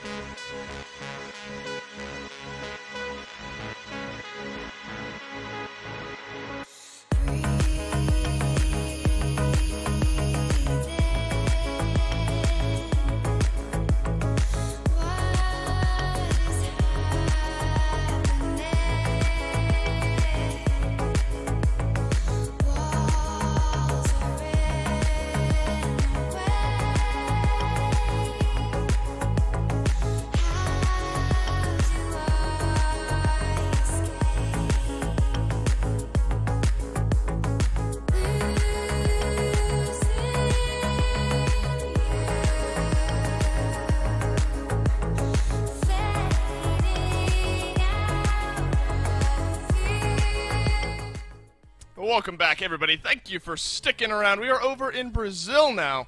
It is Dolson and Kresnik to take you on through it. Krez, Brazil, what looks like could be a contested region, may not be a contested region. All I know is Parallax still maybe the team to beat here. Yeah, from how it looked in the first week, for sure, I think. But how all the teams played against each other, I think we actually didn't get to see our first look at Fatal Ambition or in Control, so those are two kind of unknown quantities going into this. We are going to see Tempest team, the team that lost to the newbies last week, I believe, in Ignite, playing against Carnage, a team that... How can we tell how they're looking after how amazing Parallax looked in their match last week? I mean, they looked like nothing could stop them. And Carnage, they were the second top dog last time. I wonder if they're going to keep that moving forward, even with losing a Spexy. Yep. Yeah, that's a great point. You know, we didn't get a great barometer on where some of those lopsided opponents ended up here. You'll get a look at the standings. All 3-0s in week number 1 over here in Brazil. So Carnage and Tempest team both suffering a 3-0 loss. Going to look to get things rolling here moving forward. You look at both of these rosters, both teams off to a rocky start, you know, 0-3s across the board. Who do you maybe favor looking towards this one? Do you think this is Carnage's to really bounce back and get some momentum? I think so, with the amount of experience that they have. Because Tempest, I mean, they've been grinding scrims in Tier 2, Tier 3 for forever, from what I'm hearing from those people grinding there. And they've managed to make their way into the PPC, beating some of the other lower-tier PPC Brazilian teams. I think they have talent, I think they have potential, but I think Carnage have kind of already actualized that from last season and how they've been looking in general. I give them the edge for sure, but I think that Tempest team, they have the mixed roster with the controller and the keyboard. I think that kind of hurts a lot of teams in the draft. If you don't have that utility, the ability to have both. Gonchi, the direct damage for Tempest, I think has some great chances to get some good picks in the draft and just pop off, especially on a map like Ice. I mean, you can play more or less anything here, so draft is going to be really important, I think, for both teams. That's kind of the kinetic energy versus potential energy argument here. Carnage Gaming maybe a little bit more kinetic at the moment. Ice Mine's interesting, I think, to start off a set with Ice Mines. You know, it depending on the speed that you're looking to go as a team, you can kind of dictate maybe what type of pace you're looking for. Vivian, first off, banned out. What region was it where we didn't see any Corvus last Friday? Maybe I was over in Europe. It was Europe, Corvus yeah. Completely looked over. So Brazil maybe not adopting that strategy here just yet. Bomb King, though, a strong ban nonetheless for Tempest team to take away from Ice Mines. Yeah, it's great on this map. Even with the damage nerf, he's still doing a lot of damage around corner, still has strong CC on a DPS, which you don't really get, and though that kind of CC can just win you games. Terminus, another Ice Mines ban, get rid of the Siphon, don't knock down a whole choke. You can maybe push past the other options in the Sonara, and that... I like how Carnage are just doing the console target. Get rid of Victor Vivian, they're the better console picks on this map, and pick someone to get aggressive instead. Any of the other backlines are going to collapse a little bit quicker to an Ashe and a flanker diving in through stage. Yeah, I'm rewinding to what we just saw in set 1, and the Victor ban, if it didn't make some sense to you before that, it should absolutely now. Genos makes his way through. Genos has been a very popular ban, at least in one of the 4 slots throughout a lot of the games we've seen here in the first couple of weeks. So I wonder if maybe one of the 2 teams opts for him. I know that you like to kind of point out, especially on this map, sort of that hit scan pressure through the gates at the beginning, get some of those dismounts. Geno's certainly good at it. Won't be looked at here through the first 3, though. Ashe taken first overall. We started to see her rise to glory a little bit here, Krez. Atlas maybe for an off-tank answer on the other side. Atlas is a great counter to that Ashe, too. So you get rid of the Xin, who's one of the better aggressive flankers to pair with the Ashe, then you get the Atlas. So if that Ashe decides to shoulder bash in and try to cross that distance, just hit her with a setback. She's back to where she started, has to wait like 10 seconds to be able to do it again. So a lot of control, potentially, from Tempest. I think they're going to need a strong backline to pair with it. And that's why Carnage got rid of that Shaolin. Shaolin with the sand trap, that crippling explosive arrow to do 1,300 damage. Hit Atlas with that. If one more person's with you, get pushed with one more DPS, suddenly that Atlas can't rewind, and he's taking a lot of damage, especially if you push right through his stasis field. I mean, and you look at the Fernando now that Tempest have lopped on to that frontline pile. 2 of the strongest, highest potential maybe front lines we have here at the moment. So I think Tempest have got to be happy with what they've gotten as far as their front line goes. Grover there, the Whirlwind, for some great spot healing as well when that comes up. Barrack Ashe on the other side. This will be an interesting frontline duel to watch. Yeah, a lot of damage being traded on point. It's going to be Nando, the point tank that does no damage, and Barrack, the point tank that gave up all his sustain just to have a crumb of damage trading into that. Talus is going to be good to pair with him, too. If that Nando has to rotate and track down the Talus while he's pushing in, he might be able to get some damage past that shield, make that Aegis just a little bit less useful, and of course, he's going to pair very well with that Genos. 50% more damage will help significantly. Strix, I said they needed a good backline to play behind that Atlas. I think they got it. It's a lot of pressure on Ganchi, I would say, to hit a Talus that's zooming in along with an Ashe, but might be able to do it. Well, it's Tempest team versus Carnage Gaming, a couple of teams in week number 1 unable to find momentum. Game number 1 on Ice Mines, interestingly enough, is where we will do battle to find ourselves a leader here in our Brazilian set this fine Thursday of Paladins moving forward. You know, you look at the Strix, the ability for some high damage backline, then you got a Xin dashing forward, an Atlas, a Fernando, and a Grover to round it out. It's a very strong draft here, specifically for Ice Mines. Maybe a distinct lack of round-the-corner pressure, if you're starting to look towards what some of these sides have drafted for one another. The Bomb King being taken away, definitely strong in that regard, but a lot of direct damage, something maybe we're not quite used to seeing as much of here on Ice Mines. Yeah, I think it means that they want to push forward and take that space instead of just zoning it and holding it back. I mean, Tempest they're gonna have to sit back with that Atlas, but Carnage, they want to push past those corners. They want to see from stage into the main choke. They want to push into windows and not give them a place to really run back. Carnage, though, actually starting a little more passive than I would have expected with the off-tank on Tempest kind of pushing forward. But again, Overcharge burns through this shield right now, and this Nando caught out but has plenty of help from this Grover. That's right, walking on a knife edge is the best way to look at Ice Mines. There's Gervin, striking down for first blood, gives Carnage Gaming a small advantage here, but lots of space control around the back. The Xin-Fernando combo giving Carnage Gaming a little bit of trouble. No team on the point just yet, but here's your push. Rochelle on the back line is going to get one over onto Ganchi, and now Xin will fall as well. The Void Grip will put down Insane, and finally Carnage Gaming have broken through, and they're going to build up some point capture. I think Darius might have just gone a little too far out on the right side. He was Atlas. He can kind of sit, shoulder peek that corner and trade that damage-wise. He shouldn't be able to get free-fired on by a Shaw from there, as long as he was, and just ended up being the first one to go down for effectively nothing. So Carnage are gaining this forward zone, holding this first corner. Gervin, so much damage from the Atlas. If that's a headshot, that's 1,200. Shaw needs to be real careful of that. My goodness, but luckily for Carnage Gaming, you lose your front or your backliners, rather. You still are able to get yourself this point capture. So this is a big moment for Tempest team to kind of strike back, push Carnage on the back foot immediately, and some nice shots from Ganchi will certainly help out in that regard. This is going to be tough, Kresnik, fighting right back into a Strix. You're kind of piling forward into massive direct damage, so Tempest team certainly set up for some maybe good success here on the defensive side. Especially with a shield in the way for both angles on the Strix. You try to push him this way, Stasis Field right in the way. Look, in the main angle right now, you have to wait that one out. And on the other side, you're walking into a Xin with a Nando shield pairing up, but everybody left Strix. Ganchi alone, he managed to get the quickscope, I think, onto Talus, but he got forced back, and so that space got taken by Gervin right away. Well, there's the cripple down onto Darius, and Gervin now has a nice double kill. Around the corner will go, so some important trades to be had here for Carnage Gaming. You want to lose too much, but they do. Redemption will lock one down, and Gervin will fall. That's a spite over onto Scooter, so despite a numbers disadvantage, Tempest team are holding their own here, drawing the line in the snow, per se. Carnage Gaming still searching for a way to break on through. Well calculated on kind of that half retreat there from Tempest. I like the call from Tempest, from Superior specifically, using the guillotine on Barrack because he's the only one contesting the cart, but rough choice of Immortal by Insane. Only one left, just bought a little bit of time. Even got his team, forced his team to heal him. The Blossom ended up getting spent on him, and it's a low cooldown, but if Carnage had been willing to push there, they would have been kind of left in a rough position. Carnage are now finally ready to make their move, walking right to the Strix. C2 forward. Invisibility will save him for now, but that Ashe is going to be able to track him easily.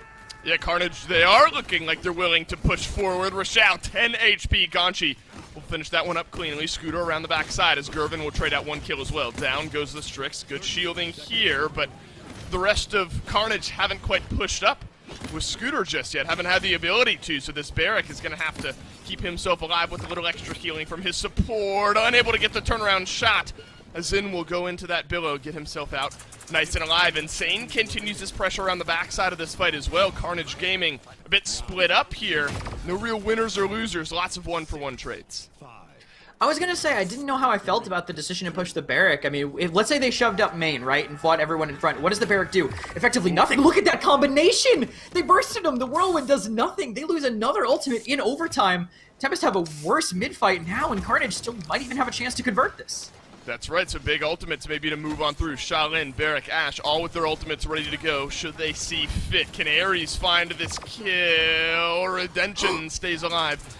Just for the moment, though, there's an assert dominance awaiting in the wings as well. If Rashao maybe sees an opening there. Ganchi getting the kill down on a Scooter. Big win now for Tempest team, but immediately answered back by Gervin. A 1-for-1 trade. Respawns are going to be closer for Tempest. Darius will knock down a few kills here, and with Crimson really the last line of defense, this one likely will come to an end with Tempest team grabbing a point.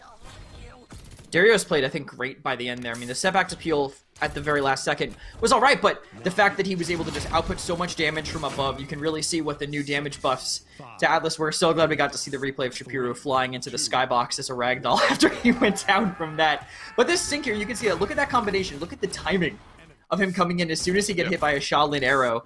Love to see that. Set plays with true power are really what I think make Atlas good on this map. You want characters with good ultimates, but true power doesn't really do much on its own. You can use it to dismount, but all that really does put them in a retake situation. If they have good ults, they can still break through.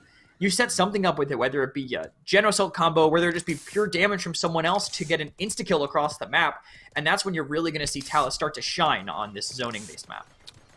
See, Ares was very happy to use that true power a few moments ago, so still waiting on that charge to come on back now. Aggressive push through by the Talus. Luckily, the Rune of Travel will keep him alive. Quite low, though. Unable to really push back into this fight. Void grip onto Insane, and the dash not enough. Ares will plug down that kill. Rashao, the old up-down up on the high ground, will get Ashe in a great position to control some of that space. Unable to get the kill onto Strix just yet, but you have forced him off of the high ground, so maybe that alone is a big win. Rashao, shoulder bashes, gets out alive as well. Carnage Gaming winning all these trades so effectively. Battering Ram giving so much value, getting him out from there now. And look, the true power combo, he held off, he hesitated, but they still stood there, and God, she goes down to the time and space. What a combination there from Carnage Gaming. Whirlwind now back off of cooldown, but right into a Dome Shield. Tempest team are going to be fighting 96% on the point. Nobody from Tempest team in range, and Carnage Gaming will put him down quietly. Tempest team was able to secure a defense largely on the back of answering some kills right on the other end of the mid capture, but it's the opposite. Carnage Gaming already making their way towards the Tempest team base. I think them having no real burst mobility tanks is hurting Tempest a little bit. No one with a decent mobility option, so both tanks are just stuck in the choke in the Immortal, like, well, I'd go in if I could, but neither of us really can. Potential, I like this rotation right now with Ares down here in the low ground, but kind of abandoned here.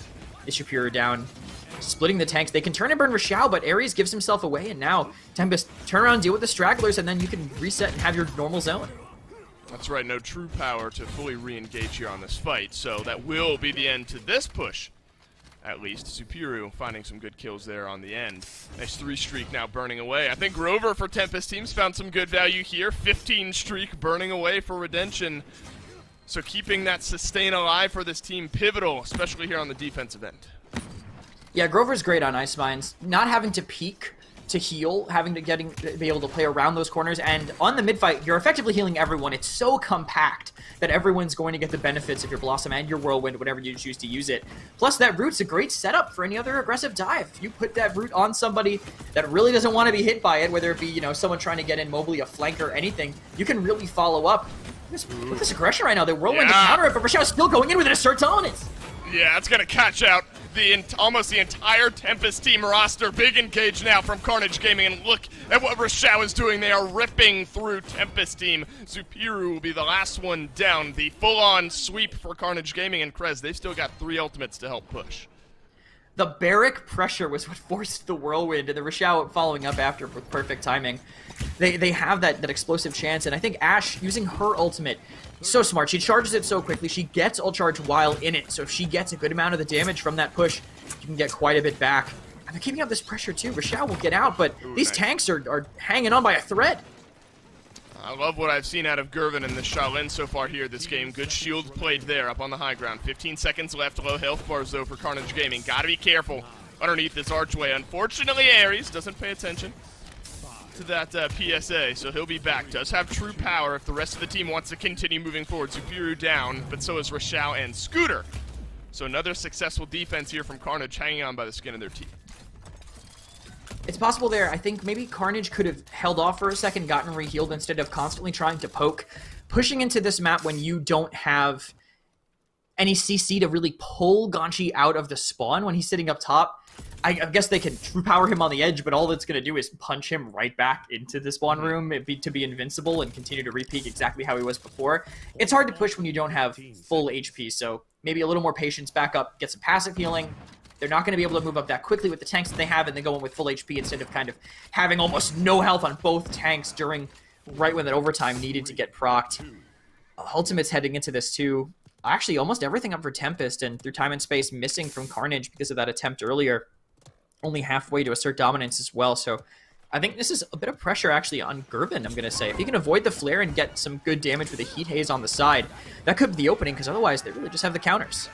Oh, it's Ganchi who will be true powered immediately rewound. What a play there from Tempest. Team's going to send Ares right back to where he came from. Immortal into the dome shield, so the front lines countering out their ultimates here. Scooter's found the kill. Ares is finally gunned down Insane as well. 2-kill swing for Carnage Gaming.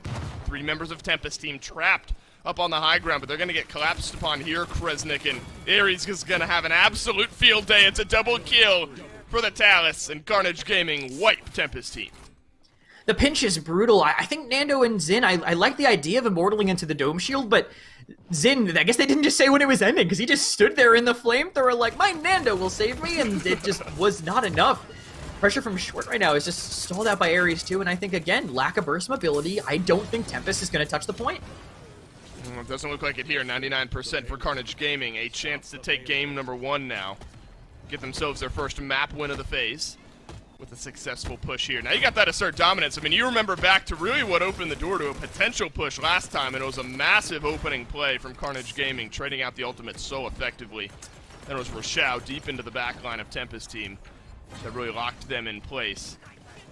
But that has also maybe Kresnik kept some of those ultimates down towards the final push here. Instead, Rashao is going to press down on the gas. Zupiru catches that one. Rashao, unfortunately, not able to melt down as much damage as he was maybe hoping for, and actually doesn't buy all that much pressure. It does get the kill, but Tempest team stands strong. He's keeping 2 people out of the fight, and the shield, it doesn't save him from the shoulder bash. He wasn't doing much damage-wise, but he just traded back and forth and just absorbed a guillotine as well. That can't stop the cart now, so that's utility the Tempest just lose. That's a good point. It's not always about getting in the kill feed. It's about helping your team move themselves forward, and Rashao is absolutely able to do that there, but Zupiru on the other side is going to keep Carnage Gaming at bay just for a little bit longer. Double kill from the Zin is going to slow things down. A moment of respite here, really, for both squads. Carnage Gaming have the more immediate ultimate utility here, Kresnik, so you kind of get the feeling if they swing quick, they might be able to roll this one in. They could even do the combo I was talking about earlier, true power potentially into a time and space. Ares is sitting there taunting actually just to see, but just waiting to collapse with his team. And the first one goes down, great pinch, and they can follow up. This might be the time for Carnage Gaming. 2 down, 3 left defending from Tempest team. Might not even have to use all of your ultimates. There's the Whirlwind, popped up by Tempest team. Keep themselves alive a little bit longer. Darius around the back, does not have his cooldowns, but in the nick of time, he sure does. Dome Shield dropped down now by Carnage Gaming. True power being looked at through time and space. Catches down onto a couple. Darius down. Zupiru, same for him as well. 1 kill traded out by Ganchi, but the contest will come to an end with Tempest team once the stealth wears out, falling down, and Carnage Gaming will take Ice Mines. They almost missed him. He actually appeared to, he managed to get a shot. If he got one more shot off, maybe they don't have the damage to finish him off, but Strix can't contest for that long. And Tempest, I thought their defenses were fine. I think they were taking the room that they needed to, not let them get to a position where they can go deep. But as soon as they lost Insane, they weren't paying enough attention to Ares. Once he got to pinch, catch Nando in those 4 seconds of weakness, it fell apart. They needed both their tanks alive all the time. Yeah, and I kind of look at this Zin pick as well. I think it found okay value at times. It was sort of these moments where, you know, the double kill kind of keeps Tempest team in the game. Decent kills, decent assists, but, you know, 8, 12, and 6, difficult from one of your damage dealers. Harder, though, I think, just to look at Zupiru, Darius, Insane, rough games to be anyone on the front line there, as you point out, Kresnik. So sort of more overwhelming, I think, from Carnage Gaming, put Tempest team on the back foot consistently. Yeah, I think the pressure that Carnage were able to put out constantly made it hard for Tempest to really finish off any kills that they wanted to get with Xin following up. I mean, Guillotine, I think, were most of his kills, but look back at the mid-fight. You see how Rashao is playing. He's so deep in their windows, drawing them out, and they can't contest Gervin at all. They're walking through Barn, which walks right into everybody else, or they're trying to walk through Rashao, which they just can't do. The sniper never has a chance to duel him, so Gervin just free fires, and you can see why I think Shaolin has this high priority in Brazil, the ability to just cripple these tanks that can't move in, cancel any sustainability they have. Sha can just control the map if protected properly. That's right. We've started to see this small rise from Shaolin, and there are these moments this game where Gervin just volleys off almost uncontestable damage, and this was a really brilliant fight from Carnage Gaming. So I think that's great for Carnage. I mean, obviously it's great for Carnage. Finally get yourself on the board here in this phase. Get yourself some momentum moving forward. You start to look at Tempest team, though. Now 4th map loss, I guess, in a row if you look at the last 2 sets combined. So they'll now look towards our next map, which will be Jaguar Falls, to maybe get something going. Yeah, and Jag Falls can be an equalizer if they feel like they're confident on it. There's definitely teams that can collapse on this map that don't play the rotation game properly. Sure. If you play on the wrong side, you can get surrounded so easily, but if this is their pick, which I'm assuming it is, with them being 2nd pick on the 1st map, they're going to feel confident on it. I'd hope they can play some of those more flat ground characters, maybe pull out the Lex we've been seeing a little bit more in Brazil, and denying those blasters. Still, a map with tight choke points, you can find a lot out of the Bomb King if it got through. That's right. I will never question a Bomb King ban, especially not on Jaguar Falls, one of his best maps, if not his best map. So a strong start there, I think, for Tempest team. Vivian as well is going to take a back seat here. I don't imagine that changes very much here in the near future. Shaolin, though, that's a big pivot. So he was, lower on the pick ban rate, at least through week number 1, starting to see this slow rise. Is he at the point now, Krez, where you think he is truly ban-worthy? If there's a good Shaolin on the other team, maybe if you think your game plan will get stopped by him entirely. He has that directed cripple across the map every few seconds, so if you want mobility, you got to get rid of him. I'm going to be honest, though, Dave. I am unsure why Moji is in the ban column. Maybe it's a target to Tempest since they targeted them, but after her changes, she doesn't live as long. She's not as good at actually getting in and getting out like she used to be able to. And I guess it's sort of the same conversation as we had way back, is like only Jaguar Falls is where we might see Moji. She sort of in the first phase of the PPC started to branch out into more of a wider map pool. Now maybe it's truly back to just maybe a specific player on a specific map, kind of King Kaiser status over here in Brazil.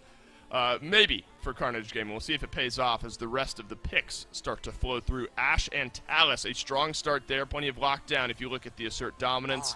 And the True Power. I loved the combinations that we saw there through the Through Time and Space and the True Powers in game number 1, Kresnik. So I like what Tempest team has started with here for game number 2. This is definitely a we have to win early start for them. They're so dependent on lifesteal with Grand Design and Corvus, Talus having overcharged lifesteal, Primeval Might, Ash with the Indomitable card giving her lifesteal as well. If Carnage can get to the late game, I think they have a comp that can, with the stalling factor of Xin and Cassie right now. That Tempest team's comp, as of these first 3 picks, will fall off. They won't be living as long. These duels are going to go a little bit more in favor of Carnage, especially with the ability for them to just disengage if the fight goes wrong. Cassie's got 2 rolls, Zin's got all these cooldowns, Damba's going to be speeding them away too. Just a lot of ways for them to buy time to get to this COD 3 time. Victor going unbanned, largely because Moji and Shaolin are banned, as interesting as that might be. So, in need of a strong performance here for Tempest team. Hasn't lost yet. 50% in the pick ban column. For Victor, 100% in that win rate column. So that's going to be put to the test up against a very strong Carnage Gaming team. Terminus to round things out here. Haven't seen him over in Brazil just yet. 0% pick rate, 20% in the win rate column. Do you think he works on Jag Falls? Oh, I think so for sure. It's a tight map. You can lock down one specific angle. Hard for you to get surrounded unless you already got overwhelmed from another lane. So Term is great, I think. Victor might be a little easier to pressure if this is in, decides to go into the back line instead, but that Andro can just slow down that. I think having these 2 flankers is going to make it harder for him to not be under pressure the whole time. And Droxus has not lost yet. Another 100% win rate being put to the test here in game number 2. Krez, you kind of look at both sides. You look at Jaguar Falls. you lean in one way or the other. I mean, Carnage Gaming, they got Cassie, Inara, Zin, Andro, Damba. That's a lot of damage running at you. For me, I think it's going to come down to the first mid. If Tempest come out swinging and they just dominate those first two, I think the snowball, the credits, and the way that their comp works can just outpace Carnage. But if Carnage holds strong, play that objective, I could see them, as they get far enough to get caught 3, they just probably have it down. A little more tradition from Tempest team. Double tank, double damage. Carnage Gaming opting for something a little bit more new age, maybe, with that triple DPS composition that has seen so much success recently, particularly sanguine over in North America. So this is a big one for Carnage Gaming, also for Tempest team. This particular mid fight, if you're able, as Carnage, to get started on the right foot this early on, bodes well for the rest of the game. Maybe Ares has to billow away very early here, stick his nose where it doesn't belong to start off. Supiru maybe around the side. Gervin, though, shuts down Ganchi for first blood of the game, and Carnage Gaming off to a great start. The health was really bad on Carnage, but no one else was really willing to follow up, and now the collapse is going to come. They were just surrounded from the start, Dave. I feel like we see this on Jag Falls. Yeah. One kill, and then you kind of forget about who's behind you, and eventually you just get collapsed upon. Brilliant for Carnage Gaming, especially when we're talking about how Tempest team needs to be the ones that are off to this sort of start. At 78%, and a great zone out now from Carnage Gaming. I'm not sure Tempest team is going to have a chance to move their way through. Just a couple more takes away, and Carnage Gaming already on the push.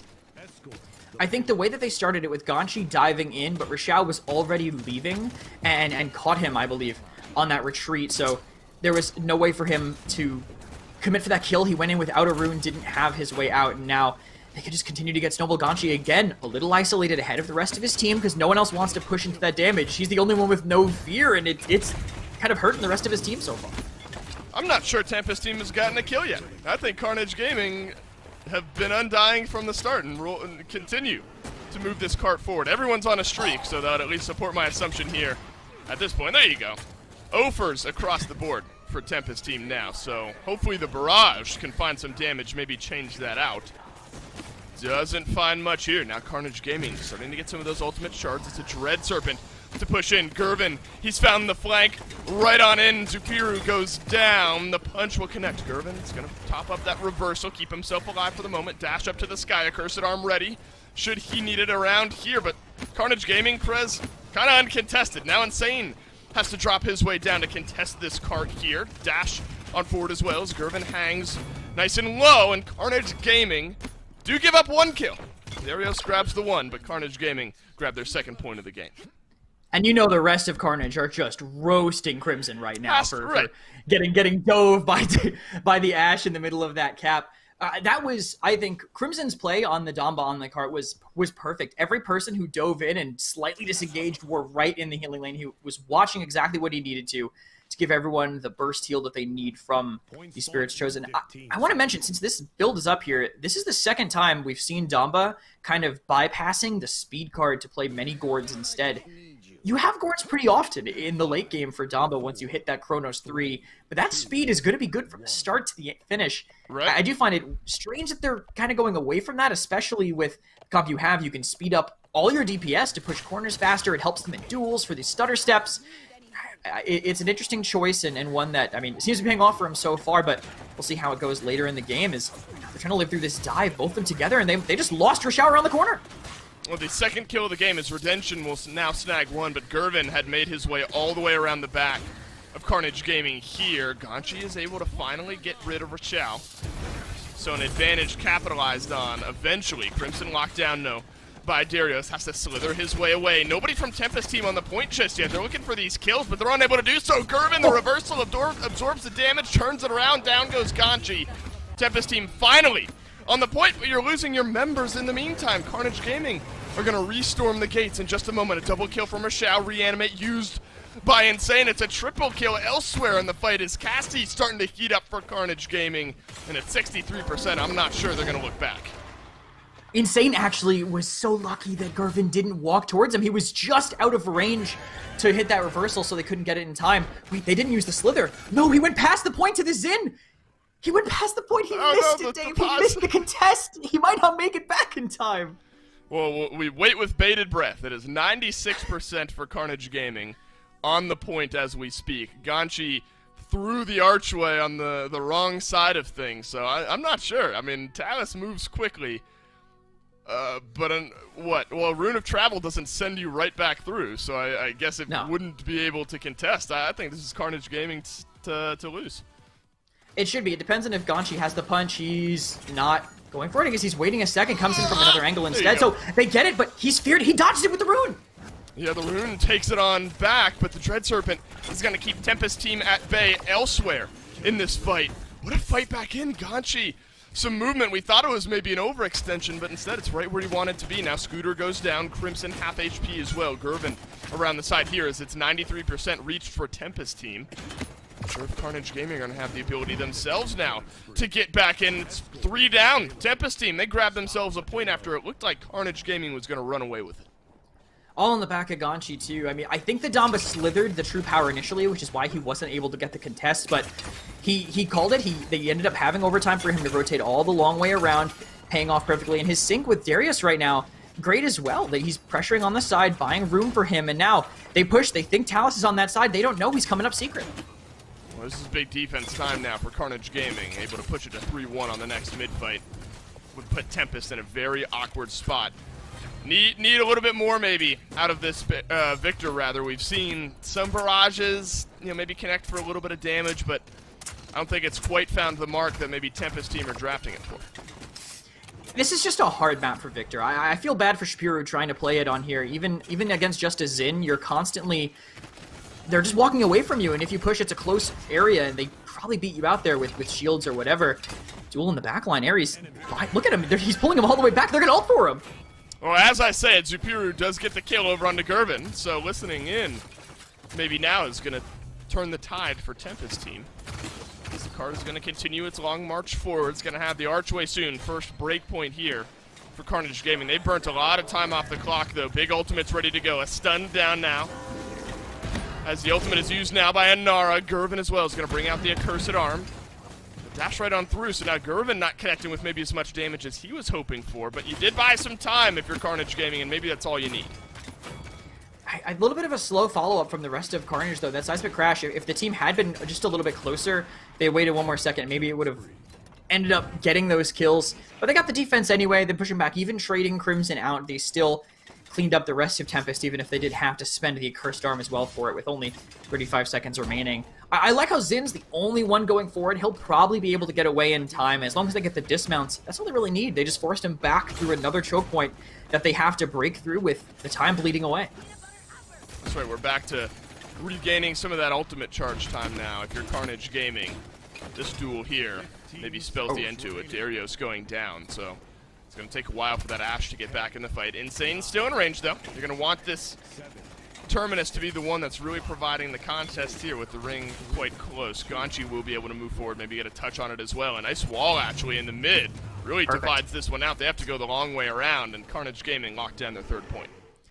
And Carnage actually almost got super unlucky there, because the cart was rolling back. If he had hugged the wall, he might have just entered the contest circle as the cart ended up pulling backwards, but time was on their side, which is how the defense works anyway. You just play to bleed out that time.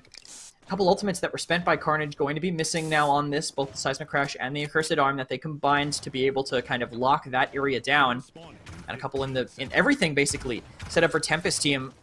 I think they play aggressive with Insane first and have Darius follow up once he gets a little bit of damage, get that assert dominance, and then get that afterwards. There's no resiliences on their side at all of Carnage Gaming, so that ultimate is going to be massive if you can catch just 2 people with it, with even the tiniest amount of follow-up.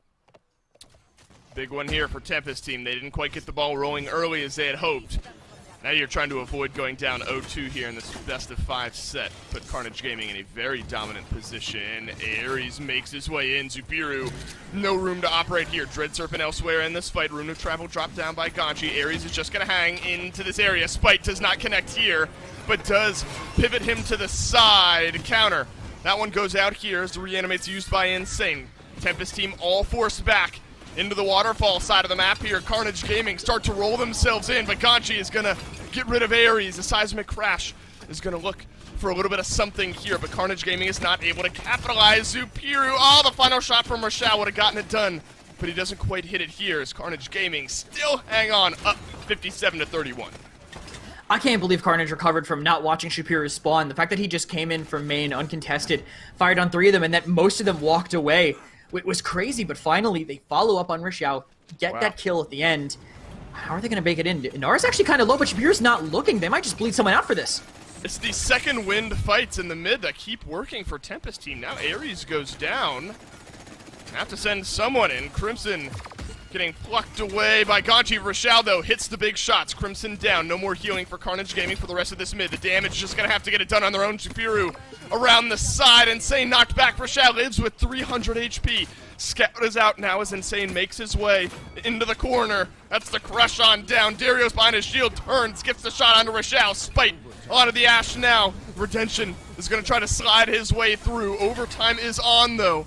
The Rune of Travel right on back. Carnage Gaming still in control here. Tempest team, no route in, and Carnage Gaming take the map. Gervin just cleaning up at the end with the follow-up from the Xin. This double flanker is so strong. When you, no matter what heal you have, it doesn't matter whether it's Corvus, Genos, Damba, Grover, Furia. If you have 2 skilled players on flankers and they're just running the enemy team down, they're good enough, they'll just win. They'll just win their duels, and if they have the immune cooldowns, there's really nothing that the other team can do about it. A quick look at the post-game stats here. Gervin on this Androxus, 12, 4, and 10. Rishao, despite some moments where he was heavily locked down by Tempest team, a great slash line there for him as well, 11, 6, and 14. Big damage numbers from the 3 damage dealers. Zupiru, I said they needed a little bit more from the Victor. I think finally found its stride, able to top damage here in this game, but just way too much from Carnage Gaming for Tempest to withstand. Yeah, I think having Victor into double flanker is a struggle on a map like this, where you can get ambushed from so many different places, and the wide angles that you're taking are only really good on offense. You know, when you can hold that space, especially when Ares' Xin is just able to run on you, delete a tank, and then walk at you. You have no way to really live it. Interesting choice by Redemption. I actually didn't notice that at first, but that's definitely one way to unstagger yourself. I just think the triple DPS play from Carnage was just on point the whole time. The Damba, having a Damba heal them all, being able to come back to him all the time, I think just shows how coordinated they are as a team. That's right, and there are these big flanks where, you know, the Androxus would make his way around the back, Gervin would kind of flank through, next time it's somebody else. I really liked what I saw out of Carnage Gaming here, versatility in playstyle and how you want to get things done. Here's the what would be a triple kill just down the line there from Gervin to seal off that game. All right, so now we're into Game 3. Carnage Gaming, it's a little bit closer in Game 1. Game 2 here, kind of blow Tempest out of the water.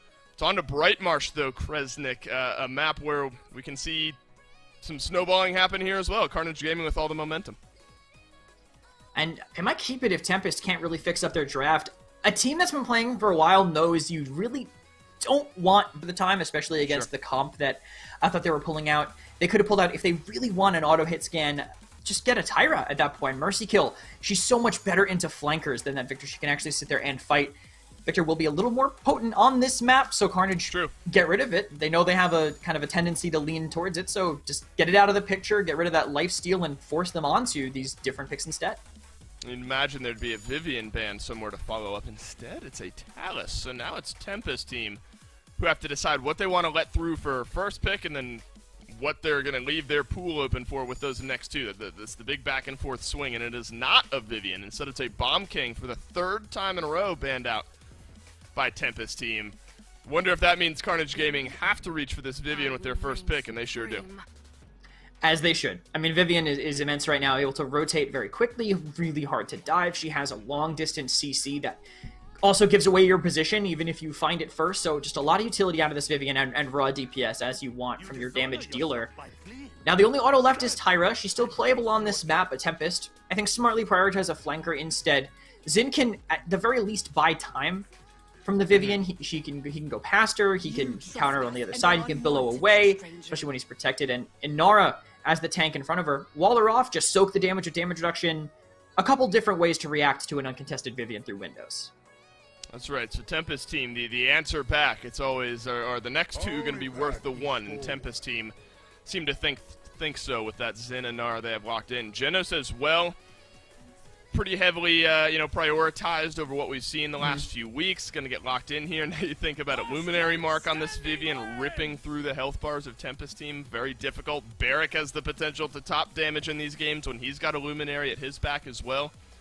Carnage Gaming, it just yells damage to me. And I don't think that's all that ridiculous of a statement. I think they are going to opt for similar strategy from what we've seen. Let's bulldoze over Tempest Team. And it's smart, I think, from what Carnage have picked so far on this map. Just raw DPS, as you said, and I think Damba as a response is good too. You can speed up your Inara. He has basically 20% passive DR all the time if you're running Possession 5, which you probably should be if you're playing Damba against players that are going to get on you. Atlas, too, to follow up. Regardless of what talent he ends up using, having a stasis field, you know, any shield that can just negate all damage that goes into it, it doesn't matter how much it takes, it will stay up for that set amount of time, gives them a chance to execute. It gives them a chance to actually set things up and make a move off that, but Androxus can just ignore it and go over it, and that's what Carnage is looking for. After what we saw from Androxus in our last game, you know, it's hard to bet against that. Now you round out your drafts with a Khan. First time over in Brazil. Looks like we're going to see that one. 0% pick ban so far from him. So Vivian, Genos, Barrack, Androxus, Khan. That is a strong draft. Now we get a look at Leon for only one of a few times we've seen her here so far in Phase 2 of the PPC. Which draft are you looking at here for Brightmarsh gets you a little more excited? I think Carnage's. I think the raw damage is going to be sick, and I think the Khan as a counter pick to the Xin, if you try to hit him with the guillotine, he just battle shouts it, he lives, you've lost all this utility, you're not seeing him very much. It's a good pocket pick to see after the changes he's had. Well, here we go, Paladins fans. Game number 3 between Carnage Gaming and Tempest Team. This would even out Carnage in the standings as well. Remember, -3 right now in that map win-loss. Getting the 3-0, very important as far as tiebreakers go, especially if it's some of those top teams starting to dominate this region. 4-1 in Game 1 and 2. Can Carnage Gaming do it here in Game 3? Brightmarsh will let us know. It's the overwhelming raw damage, I think, from Carnage that we have to look at here, Kresnik. But this Leon pick, we got a moment to really talk about her. Where do you think she slots into Brightmarsh? I think she can play on either side. Probably going to start in the window since they're running Opportunity and Chaos. Not really going to play that CC. Just sit there, free fire, try to protect her from Shapiro potentially pushing on the sides. But you can see, actually, just put Ares in main. Stand right there. The shield's going to be up for now. All he has to do is wait, rotate to window, and this Inara taking a lot of aggro, forced to wall. If they push her after this is over, they could get some early damage onto this point tank.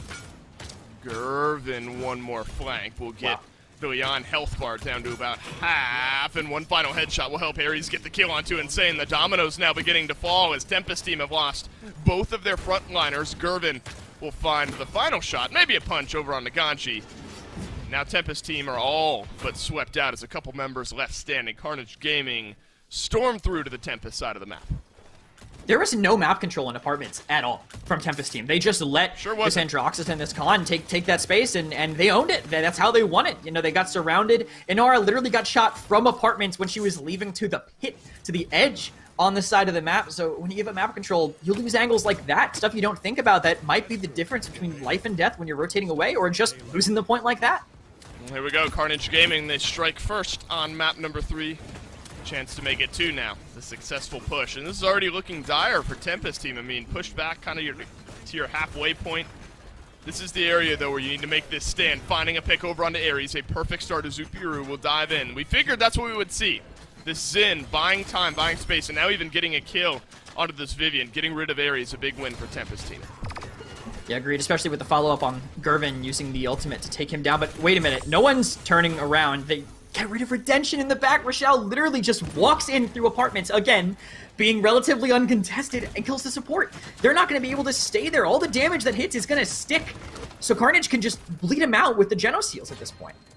Seems to be a problem, huh, for Tempest, where somebody from Carnage just sort of walks around the backside of their team and does a good bit of damage as far as health pool goes. That's no different. Maybe the difference between Tempest Team pushing fully back towards the mid and Carnage Gaming picking up right where they left off a few moments ago. Look how low the health bar is here. Cooldowns used by Darius, and that's unfortunate as a double kill from Gervin is going to connect now. One more shot for the triple, but Crimson will take it. Ganchi takes one with him, though, as Ares now goes down. Insane. Good bit of healing there, and that's a great magnifying glass with the health pool of Inara at work, but a killing spree for Gervin, and this card's getting close. Buying time when they did, though, might give them a chance to refight, but they're not going to have any heals for it. This is basically how good is this Atlas Temporal Divide going to be. Looks like it'll buy him a little bit of time, but they're already pushing through it, and his health bar is low, but just enough time to get Inara back. Oh, Oh, Darius though goes down immediately on the end of the temporal divide. Carnage Gaming slowing things down here, realizing that a one-man advantage despite a height, or with the height advantage rather, for Tempest team, not enough to fight back into. Insane low around this tree. Ares just trying to build up some of that charge. Zupiru, down he goes. Ganchi trades out one. Insane taken down by this Vivian. It's the Atlas now that is Void gripped up. Second chance moves right back in range of the payload, and the cart will roll on in. Carnage Gaming go up 2. I love watching Varric in the last second contests because he's so short, he just sits behind the payload and everyone forgets that he's there. It's only Inara poking him, he just has a Genos mark on him, and the DPS on high ground are like, what do you mean they're contesting? I don't see anything. He's able to just slip it away right past him. Ares, I wouldn't be shocked to see him pushing Bulldozer or Deft Hands at this point. He's just sitting there firing into an Inara wall uncontested because everybody on Tempest team is stacking the same side of the map. They have no aggressive off-tank, so they have to sit back and wait. Shapiro doesn't really want to do that. He's basically just saying, well, I hope my ult is enough once they push into us, but they don't need to. Gervin doesn't have a lot of fall-off. Rashad doesn't need to go that close, and he lives through Guillotine anyway. I think Carnage just have Tempest's number right now, and Tempest need to fight this right side a little more, but it looks like they're just going to stare down mid instead. Well, the one bit of hope that Tempest had was flanking around, getting the kill onto Ares and overpower. Great target there. Get rid of big health pool, big damage for Tempest team. Now 4v5, fighting back in our Tempest team. Carnage Gaming are going to send Gervin around the left-hand side here. Insane realizes there's damage awaiting around the corner. Through time and space used, doesn't connect. Good damage traded right back in onto Gervin. Going to force him back for a second. Insane does finally end up going down. 50% for Tempest team, but Carnage Gaming have the positioning. They have Tree completely locked down. They're going to actually dome so aggressive, it forces the Dreadstorm, but they can't even refight it. They're just sitting here, and they're trying to contest on the outside, but no one's going to be able to make it even close to the point. There's a Void grip up, second chance used. Ganchi does get the kill onto Ares, so there's a small win for Tempest team. Fast cap on their side. Darius so low, though. Crimson is going to end up getting the kill. Enlightenment reversal not in time, but the turnaround shot is just looking towards that window, wondering if the opening will be there, and it is under Supiru. Now floating around the back. Ganchi gets a few shots from Gervin. Down he goes. The delayed double now. The slither forward. Not back into the point just yet. Insane. Locked down by Ares. Carnage Gaming 1 point away from taking the set.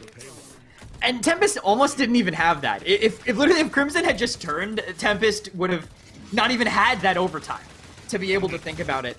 Ares, opportunity cast, you don't see it as much anymore, but I like how Ares is still applying what I taught him when I was coaching, because he used to stop shooting. And I said, please never stop shooting, and he is still doing that to this day. Pushing there, they lose their off-tank again. Just no map control at all from Tempest. Tempest team suddenly a lot angrier at you, Kresnik, for teaching Ares what he knows and what he's doing to them here. A triple kill for Gervin. My goodness. Look at those streaks as well. Carnage Gaming, 5, 10, 19, and a pair of 23s. This has been lopsided since the first cart really rolled through on this defensive end. A small push back. Not to be here for Tempest team. This is going to be a difficult one to hold at bay. Really early temporal divide, and I think it's a little too far back. Now it runs out, and what does Atlas do for the next 20 seconds other than basically nothing? As the rest of the team just walks up, they just take all the ground they want. Atlas, no sustain, he immediately goes down.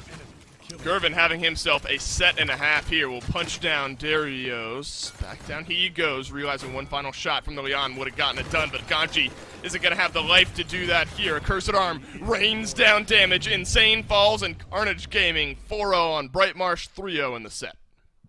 Yeah, don't let Vivian through.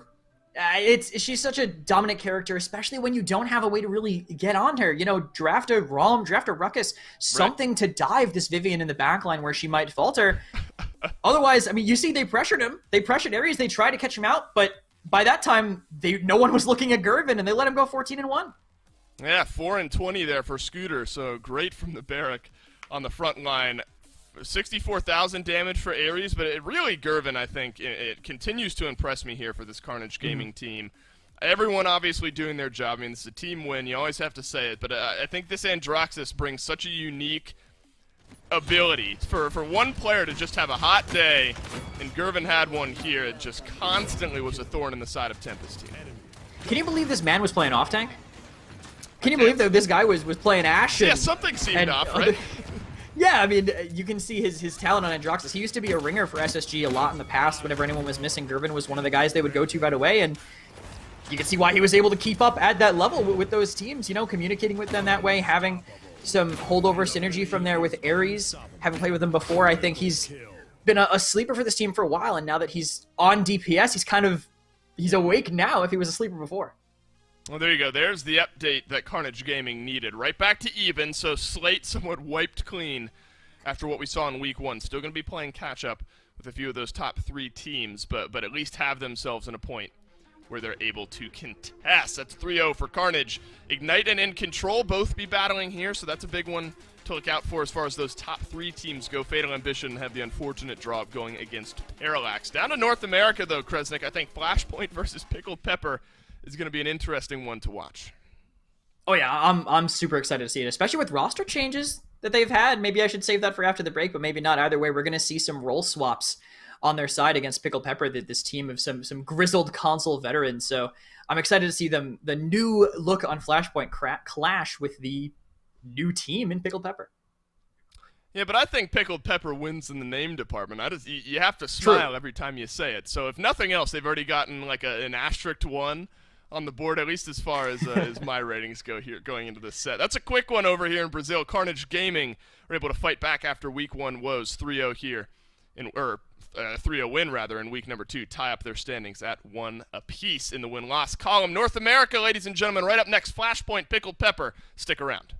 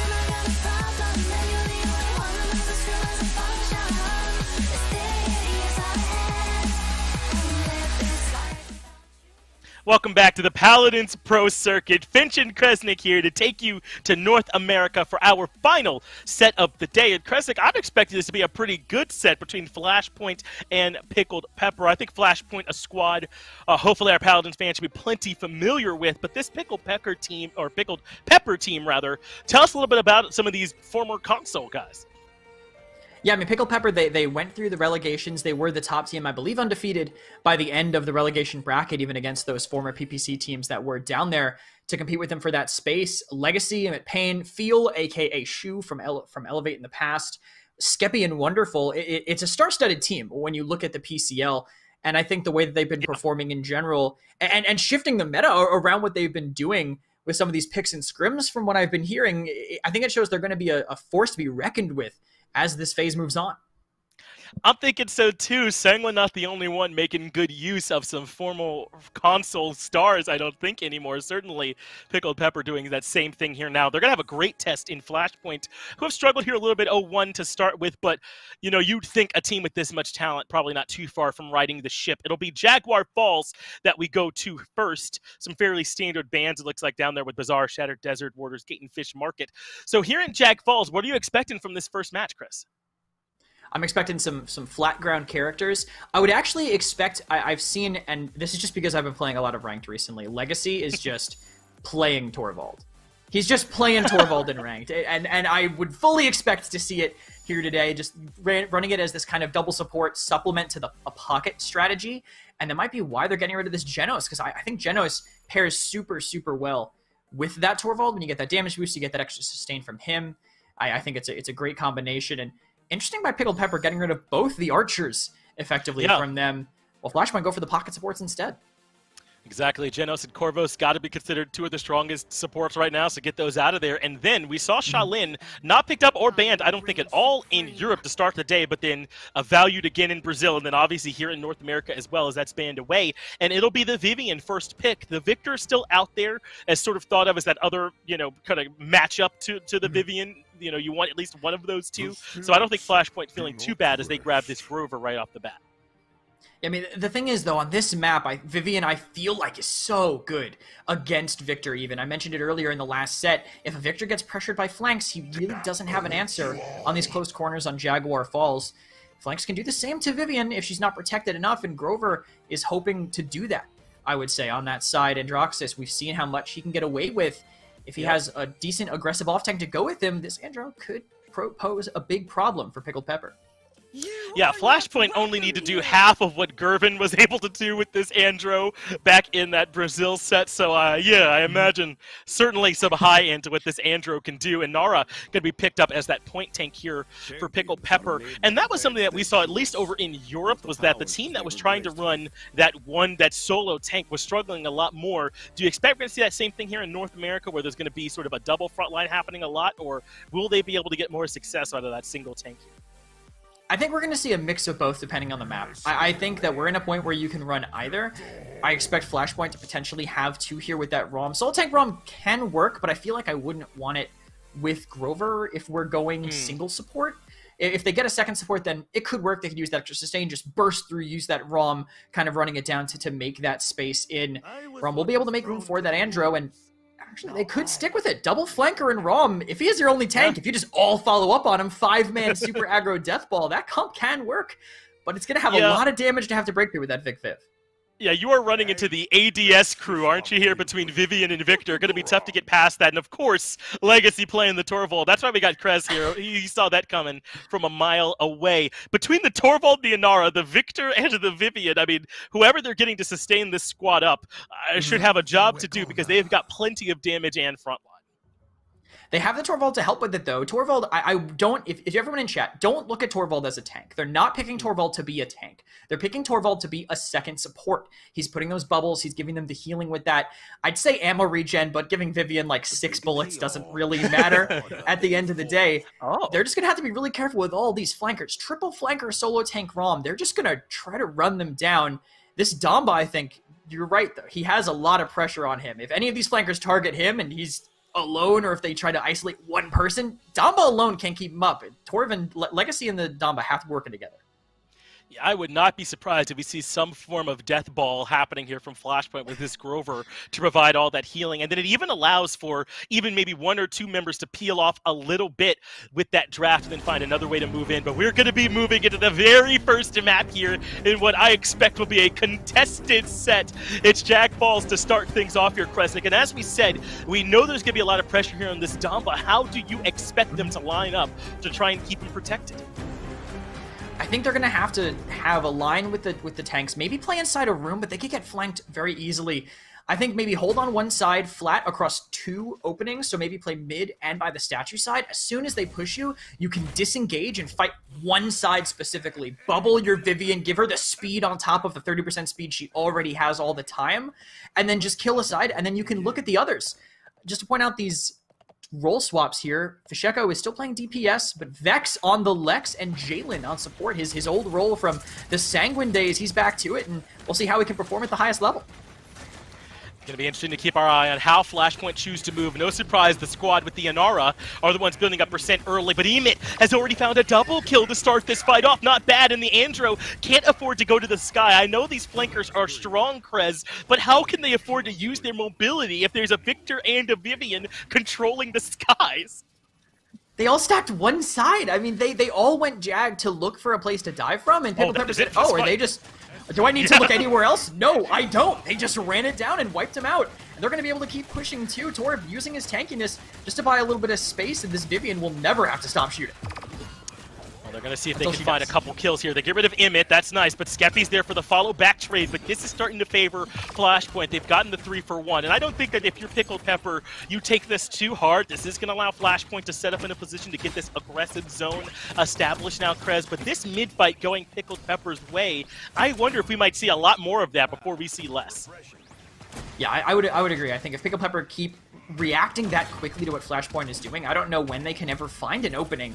They saw they were on the side, and literally these sort of immobile characters, and Nora, Torvald, Victor, just ran them down immediately. They had this great reaction time as a team, and that's going to keep happening for sure.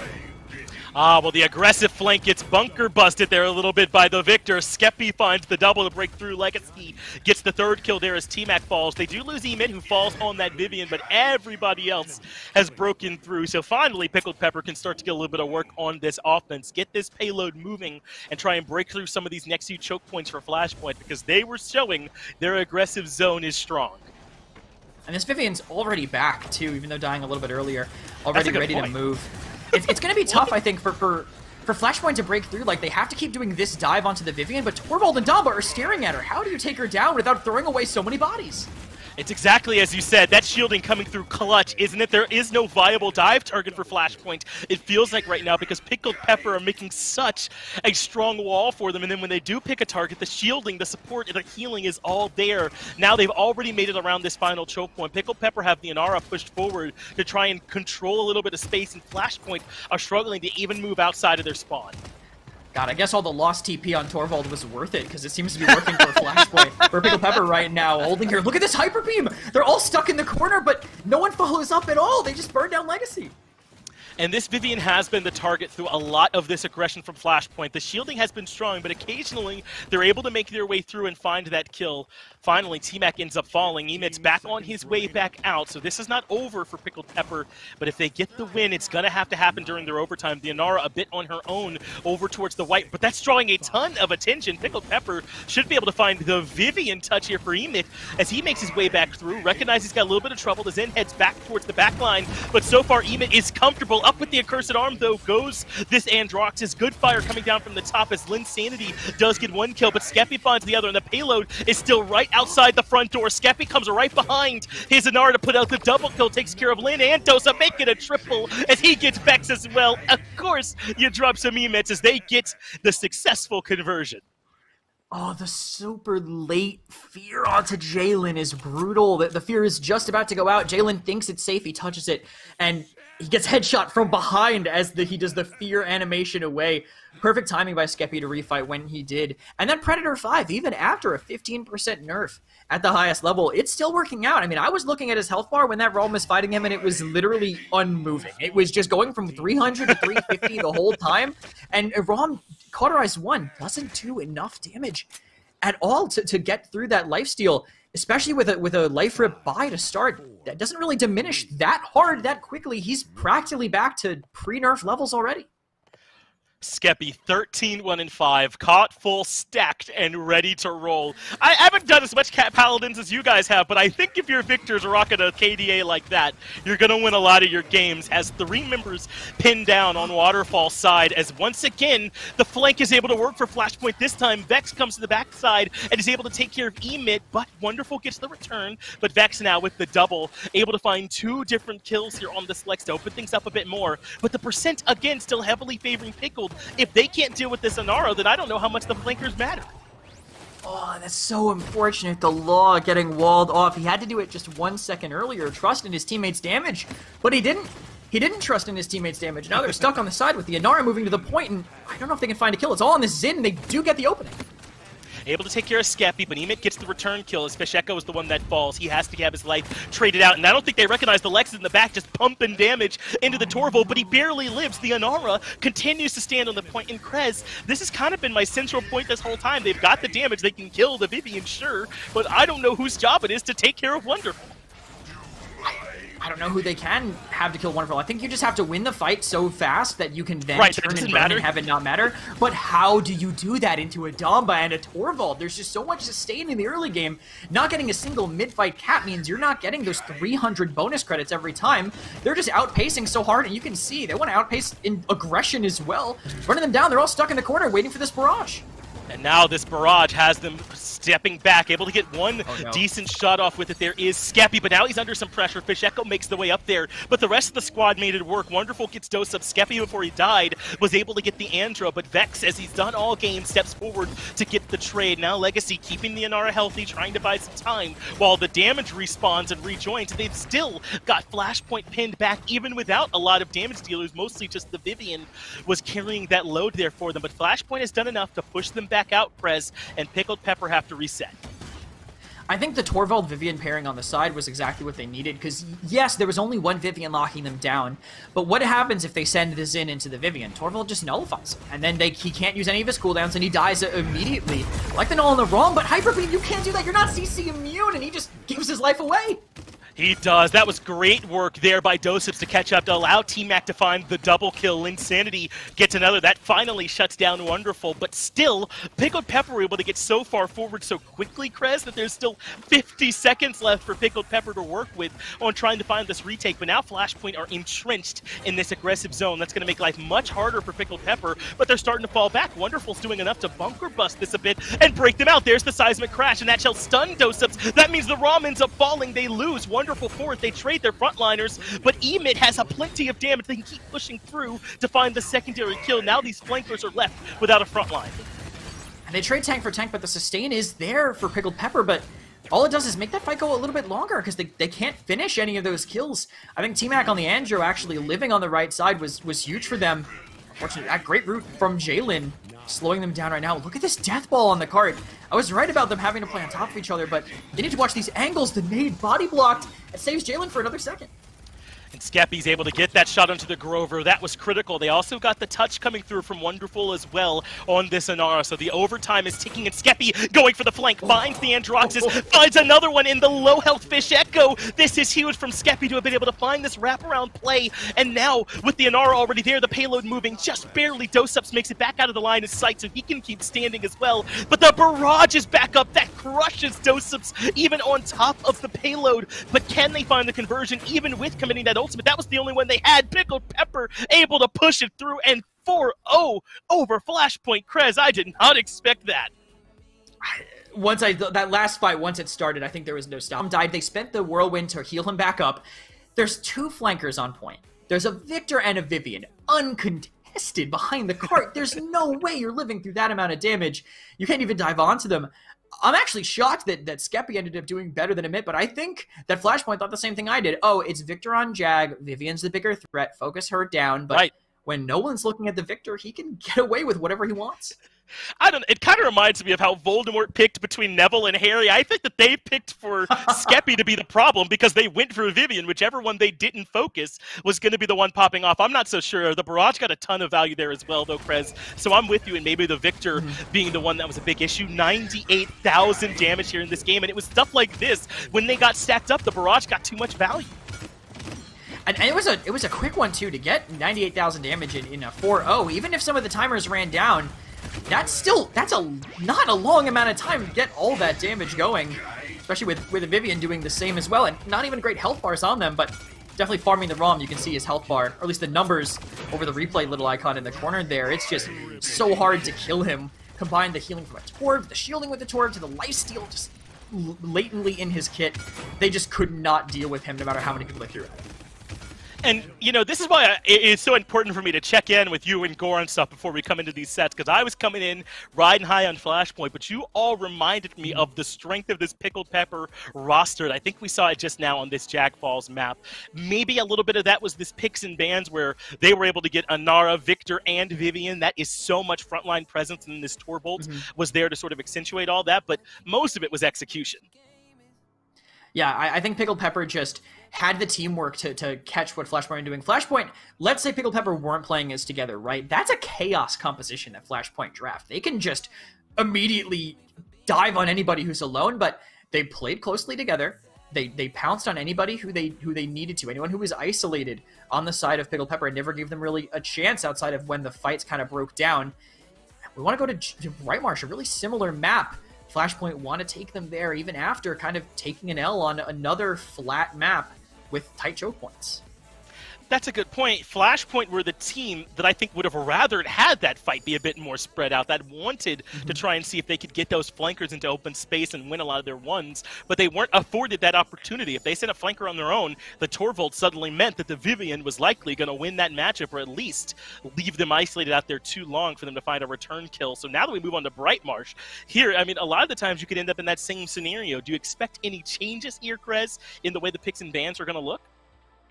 I mean, we can already see one. Vivian, gone. Just get rid of her. Don't have to deal with it. Yeah, Cassie not being banned too is surprising. I think getting rid of Corvus, I guess you don't want to give them the only pocket healer left. Maybe force Flashpoint onto another support, maybe like Grover, like they played last game, or on a Damba, but they prioritized this flank presence instead.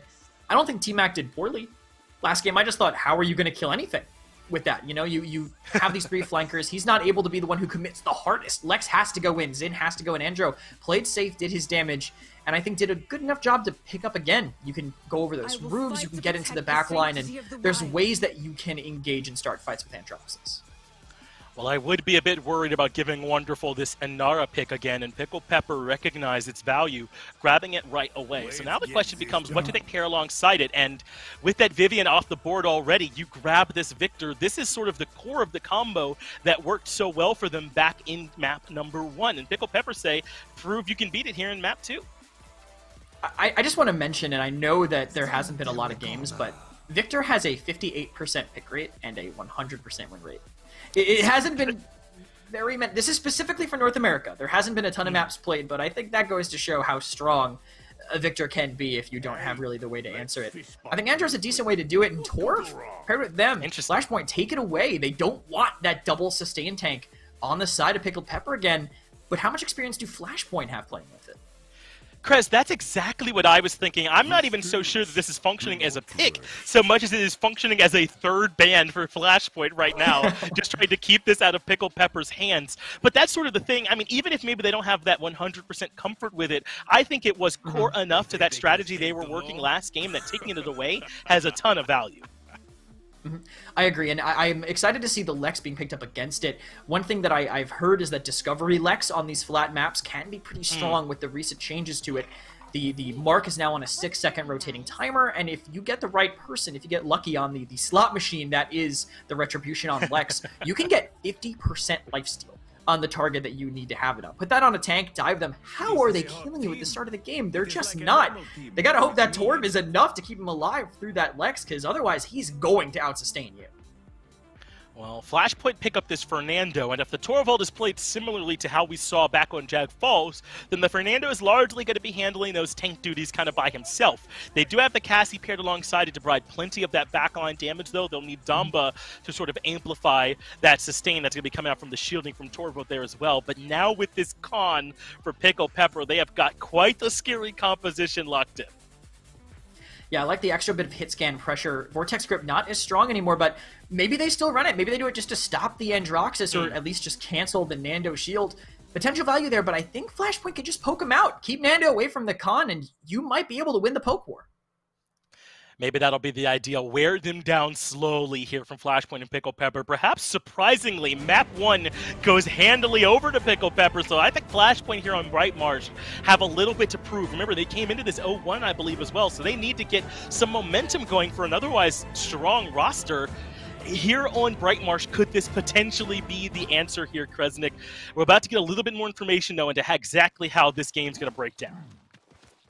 Yeah, and I like seeing Aegis Nando. I think he's actually a strong point tank, or at least for a pocket tank. Someone tries to dive Cassie, put a Nando in the way, and if it's not Lex, if it's Victor, Cassie wins that every time, assuming you hit the shots, because he has all that shield to burn through. And like I said, fast-firing Lex. We're going to see it again, potentially with this Discovery damage boost, plus that lifesteal. Doesn't have the mark in Fisheko, but doesn't need it for now. But they lose the other side of the map. They lose Grover goes down immediately.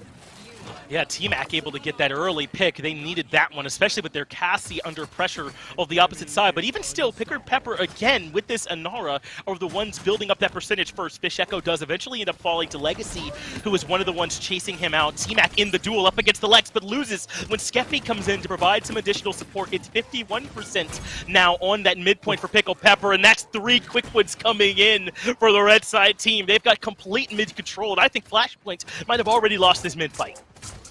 That was a rough position to be caught in as a Torvald. Low ground with a Lex shooting above you, and the only way out is close to him, so tough from that. And Pickled Pepper, I like how their tanks, I feel like they're just soaking so much aggro. They lost the Grover immediately to the Andro, yes, but they just had the rest of the map on lock. And whatever T-Mac didn't end up mattering, and they're even following up on these routes in complete stalemates. Yeah, Fish Echo got CC'd, as you mentioned, they're out in the open, and that is easy for Skeppy. Actual gun range type stuff there for him on this Victor. And look how much they've already gotten this payload to roll. The barrage being used to try and take care of this tank early. We saw that earlier in our set in Europe. Not fully committed, though. The barrage should be back before too long for Pickle Pepper, as Emit gets yet another kill. And they're continuing to roll. The Damba isolated out in the middle in front of everyone, Kresnik, and that's another pick. Jalen threw his body on the card. They know they're not going to win this fight after that first pick, but what you have to do when you're holding on defense here is you have to fight the cart at this corner. Jalen, I promise you, not inting. He was just contesting the cart so they have a chance to have a second fight. He's alive now. He'll be able to heal his Andro, eventually contest this, and here comes the Cassie as well, but a DPS has to go on. The tanks died a little bit too late, and now because of that, a tank had to go first. They don't have a chance to hold it. You're right. I mean, if you're going to have, the idea of putting the bodies on there to stop the payload moving, then someone has to complete that, so to speak, by coming out again and at least forcing us into getting that tank back out, but no one steps up to do it. Yeah, I think the tank had to go first for Jalen, but Jalen was the one who, I guess, made that executive decision to keep that card contested, and low deaths on the side of Pickled Pepper. Only Emit and Field dies, Field being the one to go down to that initial pick, as we saw. Itemization, too, these roots, I think, are going to get so much value, at least for this next round. If Flashpoint don't win this mid, they need these bonus credits to not get annihilated by these deep roots. We've seen how quickly Pickled Pepper follow up on it, whether it's Lex coming in from the side or Skeppy just connecting every single headshot if you're not moving. And remember, Feel got picked first at the start of that last mid fight, and I don't think Pickle Pepper cared about it at all. They did a great job keeping that Cassie out of the fight. I'll be interested to see if they go there again. So far, though, Nando getting the worst of this mid trade as he's taking quite a bit of damage. The Inara holding on to it, and that has been the problem so far. It's a 2-for-1, though, in favor of Flashpoint. They've taken care of Emit and Legacy. T-Mac, though, trades. As long as Skeppy is still standing on this Victor, then I don't think Pickle Pepper are worried at all. They push back the Nando, and the Inara continues to hold mid. Yeah, he can come back in, but the shield against the Victor sitting there for free won't last that long. Wait a minute, actually, Inara to the left for a second, dreads her, but it gets already countered by the Whirlwind. It is. Feel is the one that drops the ultimate so they can keep this fight going. Legacy takes care of Dosip, so that is it for the Nando and his hopes of keeping this mid fight alive. The Torvald steps out, but the Lex was there waiting. Emit gets the first kill. Legacy gets a second as they take care of Jaylin. And am I the only one completely floored here, Kresnik? It's been 3 in a row here unanswered. Yeah, I mean, I love seeing how they played that Lex, a bit pain on the side against this Torvald specifically. Lex ultimate doesn't really give you a lot of value most of the time. Maybe you destroy a dome shield with it because it has that ability to instant destroy shields. Maybe you execute an Inara through damage reduction. But it kills you whatever your max health is, not counting shields. If you bubble someone with a Torvald to save, to a Tor bubble to save them, and Lex ults, they're just dead. Same with the Torv himself, so recharge won't save you if a Lex is wired in, and you can see all these headshots ringing out one after one. Emmet Payne is wired in, keeping them locked out. And at Flashpoint, I don't know what they could possibly even spend here to keep this held. Hyper Beam? Where are they going to knock them back? 2 feet away to get off the cart and then walk right back on? I don't think they even have a chance to hold this. It looks difficult, doesn't it? It looks bleak for Flashpoint here at this point as Pickled Pepper continue their aggression moving in. Payload as close as it can be, and no one even able to land for a touch. You can see the Fernando in the back kept completely zoned out, and it's Pickled Pepper that find the 4-0 here on Bright Marsh. Between that and Jag Falls, this hasn't even been a particularly competitive set. Yeah, maybe you don't pick the flat map again, is what I'm thinking. Bright Marsh and Jagger, they're similar. They have minor differences, but they're similar in so many ways that if you don't win that rotation game, the map, if you're losing map control a lot of the time, you can't go to the same map. Maybe at least throw an Ice Mines in there just to buy a little bit of time and give you a chance to reset, but Fisheko and T-Mac, they only got the only 4 kills on their team, while Skeppy racked up 2.5 times that on Victor, 10-0. Yeah, and if Flashpoint were sort of coin flipping 50-50 between the Vivian and the Victor in that ban, I think now they've got a pretty good idea that it needs to be this Victor, right? I mean, Skeppy has looked nasty on it so far this set. I mean, even back in Jag Falls, when we thought maybe the Vivian was just the one they pressured more out, I think that we might just be seeing now over this 2-game data point that Skeppy's a monster on this Victor. You got to take it from him. I mean, any long-time controller DPS is going to be insane on this Victor, but we've seen Skeppy play. We've seen Skeppy play so many different characters across time. Now that he's able to play a comfort pick like this, play this Victor, a character that is so hard to pressure when he gets the lifesteal locked on, I think Skeppy's just proving that he's just a great player. It doesn't matter what you throw him at him. He's showing up on the Victor now, but I have a feeling we're going to see a variety of him playing different things over time. We've seen him play as a keyboard when he has to. For that, if they need a blaster, he's going to play it. But Emmet Payne on this Lex, I love seeing these changes in the meta. Lex, he got, it was a 24-second cooldown reduction on an ability that it doesn't do too much in the short term. I would say it just swaps your target, but he's just able to get away with so much, move so fast, rotate around you, chase you down. I like seeing him, but I have a feeling we might not be seeing him on a map like Ice. It's 8-0, and you asked for a change of pace, something like an Ice Mines, and we got exactly that here, Kresnik. This should, in theory, slow the pace down, but I think we've seen over these last couple of months of Paladins that Ice Mines has gotten a little bit more, I don't know, maybe figured out is the right word for it. I feel like teams have found a way to still find their aggro on this map.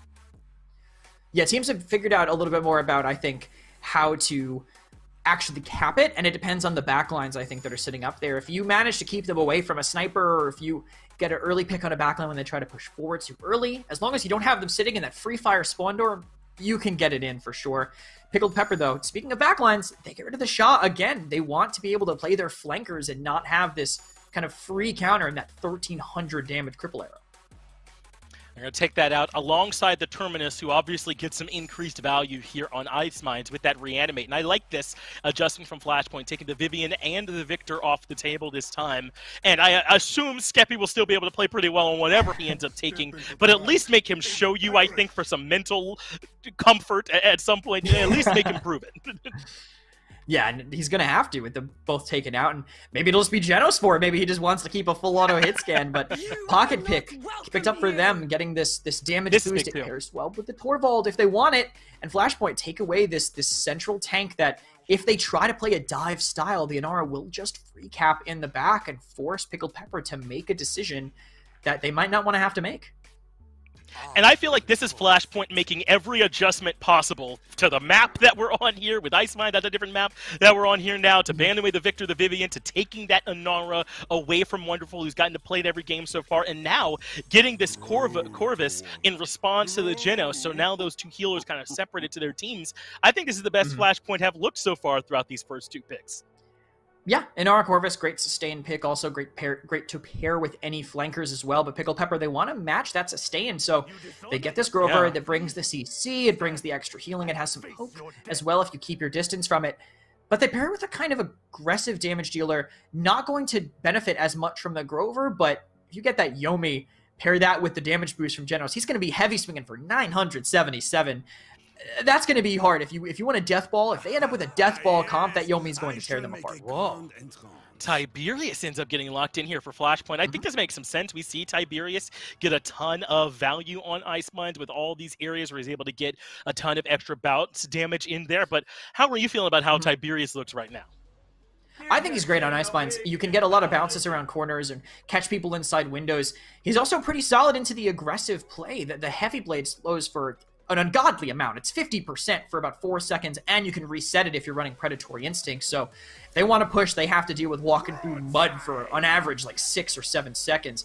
Pair that with the BK, they have a lot of control in these choke points, but Pickled Pepper want to get their own level of control. Dredge, taken by them, lots of blast damage. You can do a lot of indirect damage to that Tiberius and Bomb King if they sit there, but they're a little light on poke. It's just the Grover, which doesn't do a ton, and the Xin heavy swing.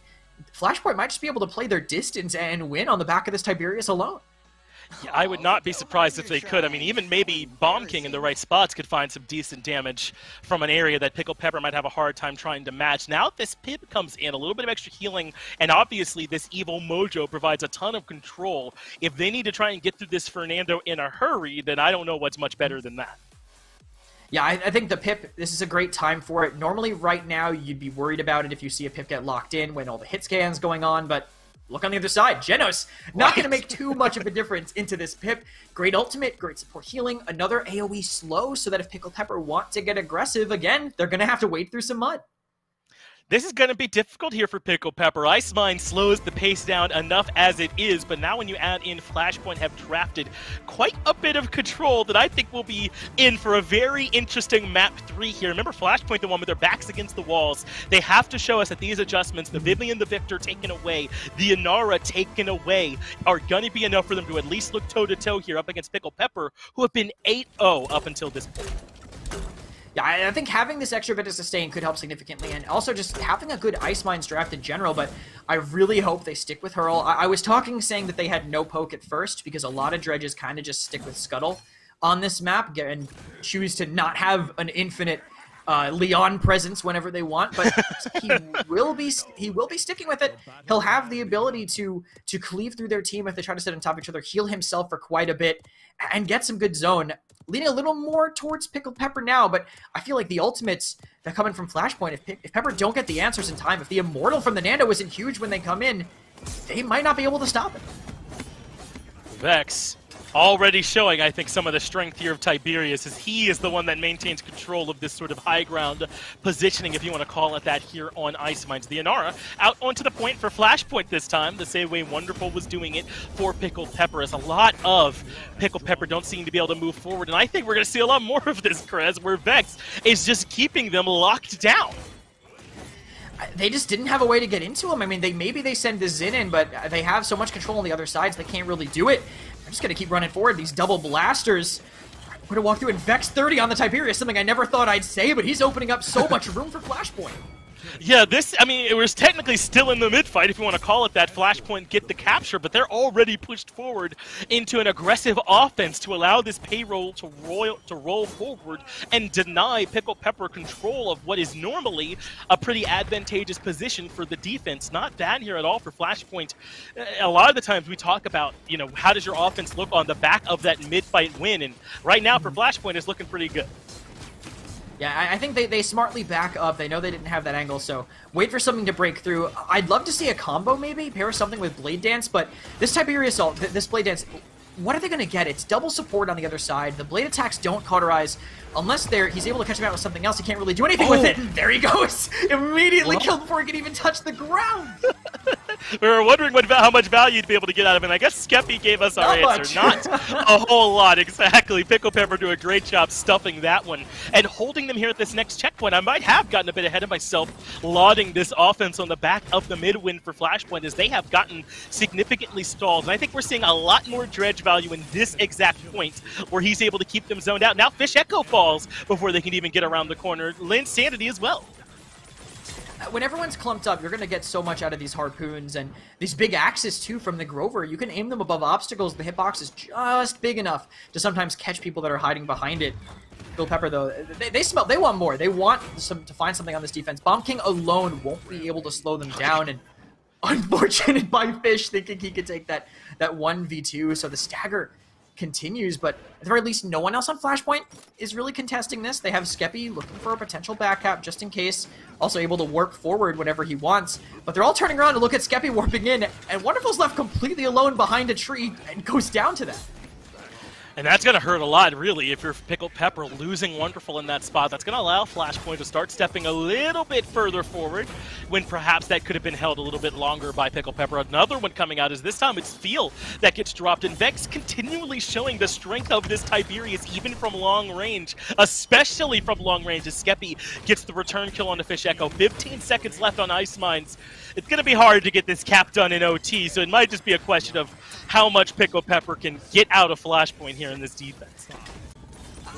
I really wish Flashpoint had gone any other direction on that push, because they literally just stacked 5 people into a dredge that was firing left clicks as often as he wanted.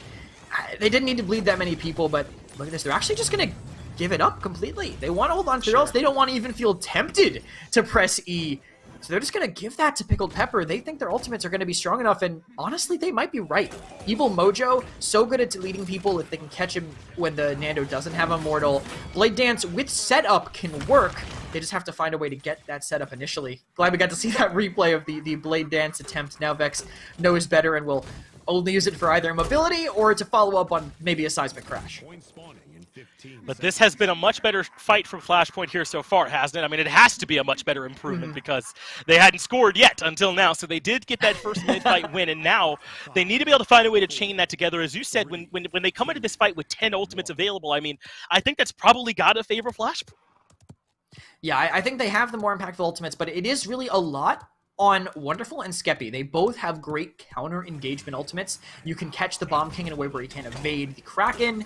You can just Immortal and counter anything if you have to be ready for it to be coming in. Looks like they're going to start with the Entropic Breach with the time and space. Vex gets hit, but they're not looking at him at pain, and he walks into windows. He needed to do this. This was huge. Vex was the problem last time in terms of this mid-fight, and Emit Payne gets back there to make the play they needed. We were asking who unseats that Tiberius. Well, the answer is Emit. Great work to be able to get them onto this midpoint, but now they have a fight finally just on even terms. Whirlwind used to sort of get them back out here into the open as the Bomb King, King Bomb rather, makes its way out. Fernando responds, though, with an ultimate of his own. Void Grip onto the Inara to try and find some grabs. It's the Tiberius that gets caught by Emit twice in a row. He has locked down Vex and taken this Tiberius out of the fight. It's a double as he gets to T-Mac. And they have to disengage. I was actually worried that I thought they baited out the Immortal with the King Bomb so they'd have an Evil Mojo for it at the end, but Fish is holding on to that with dear life. He doesn't want to use it. They're going to have it for a retake. But they're just capping. Who are they going to ult to Zin? He might be able to counter it. They need to move now or find a good target. Well, they're sending in the Inara here first. There's that Evil Mojo you were asking for. Legacy does end up falling, but they weren't able to get the Fernando and all that. But I think it already did its work. It has pushed Pickled Pepper off of that midpoint. It's isolated Wonderful, and he's fallen as well. Patience with that Evil Mojo ultimate, but I think it might have paid off. Yeah, and only Emit Pain, it looks like, left alive on this Xin. He uses the ability to leave, so he's definitely not going to be back into contest, having a whirl to escape as well. And Flashpoint, another point for them, even with an interesting use of the ult. I feel like they held on to them a little long. They managed to have him exactly when they need to. Coming around the corner, though, they're going to have to walk and hit this dredge. They're already taking a lot of damage. They're relying on this Corvus, and Pip, if he can look to heal a little bit more to keep their whole team in check.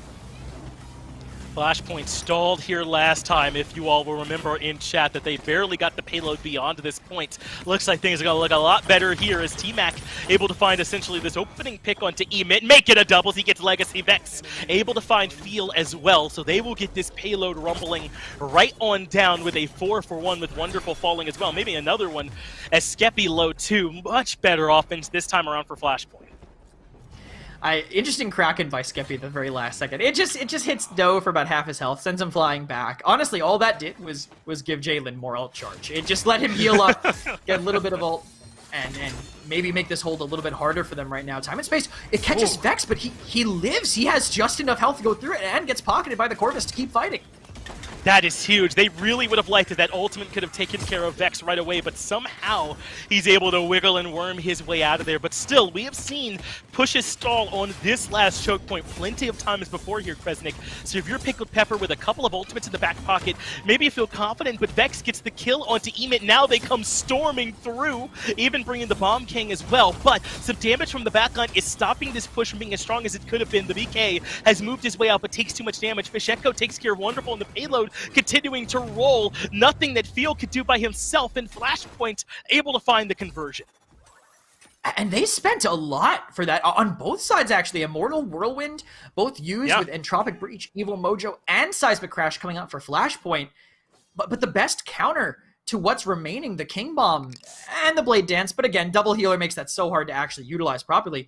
The best counter's gone. They spent that Immortal to try to hold it. Now this King Bomb can just go in. He'll get pocketed by Jalen the whole way through. They can just immediately catch and isolate someone, burn down Wonderful through his shield.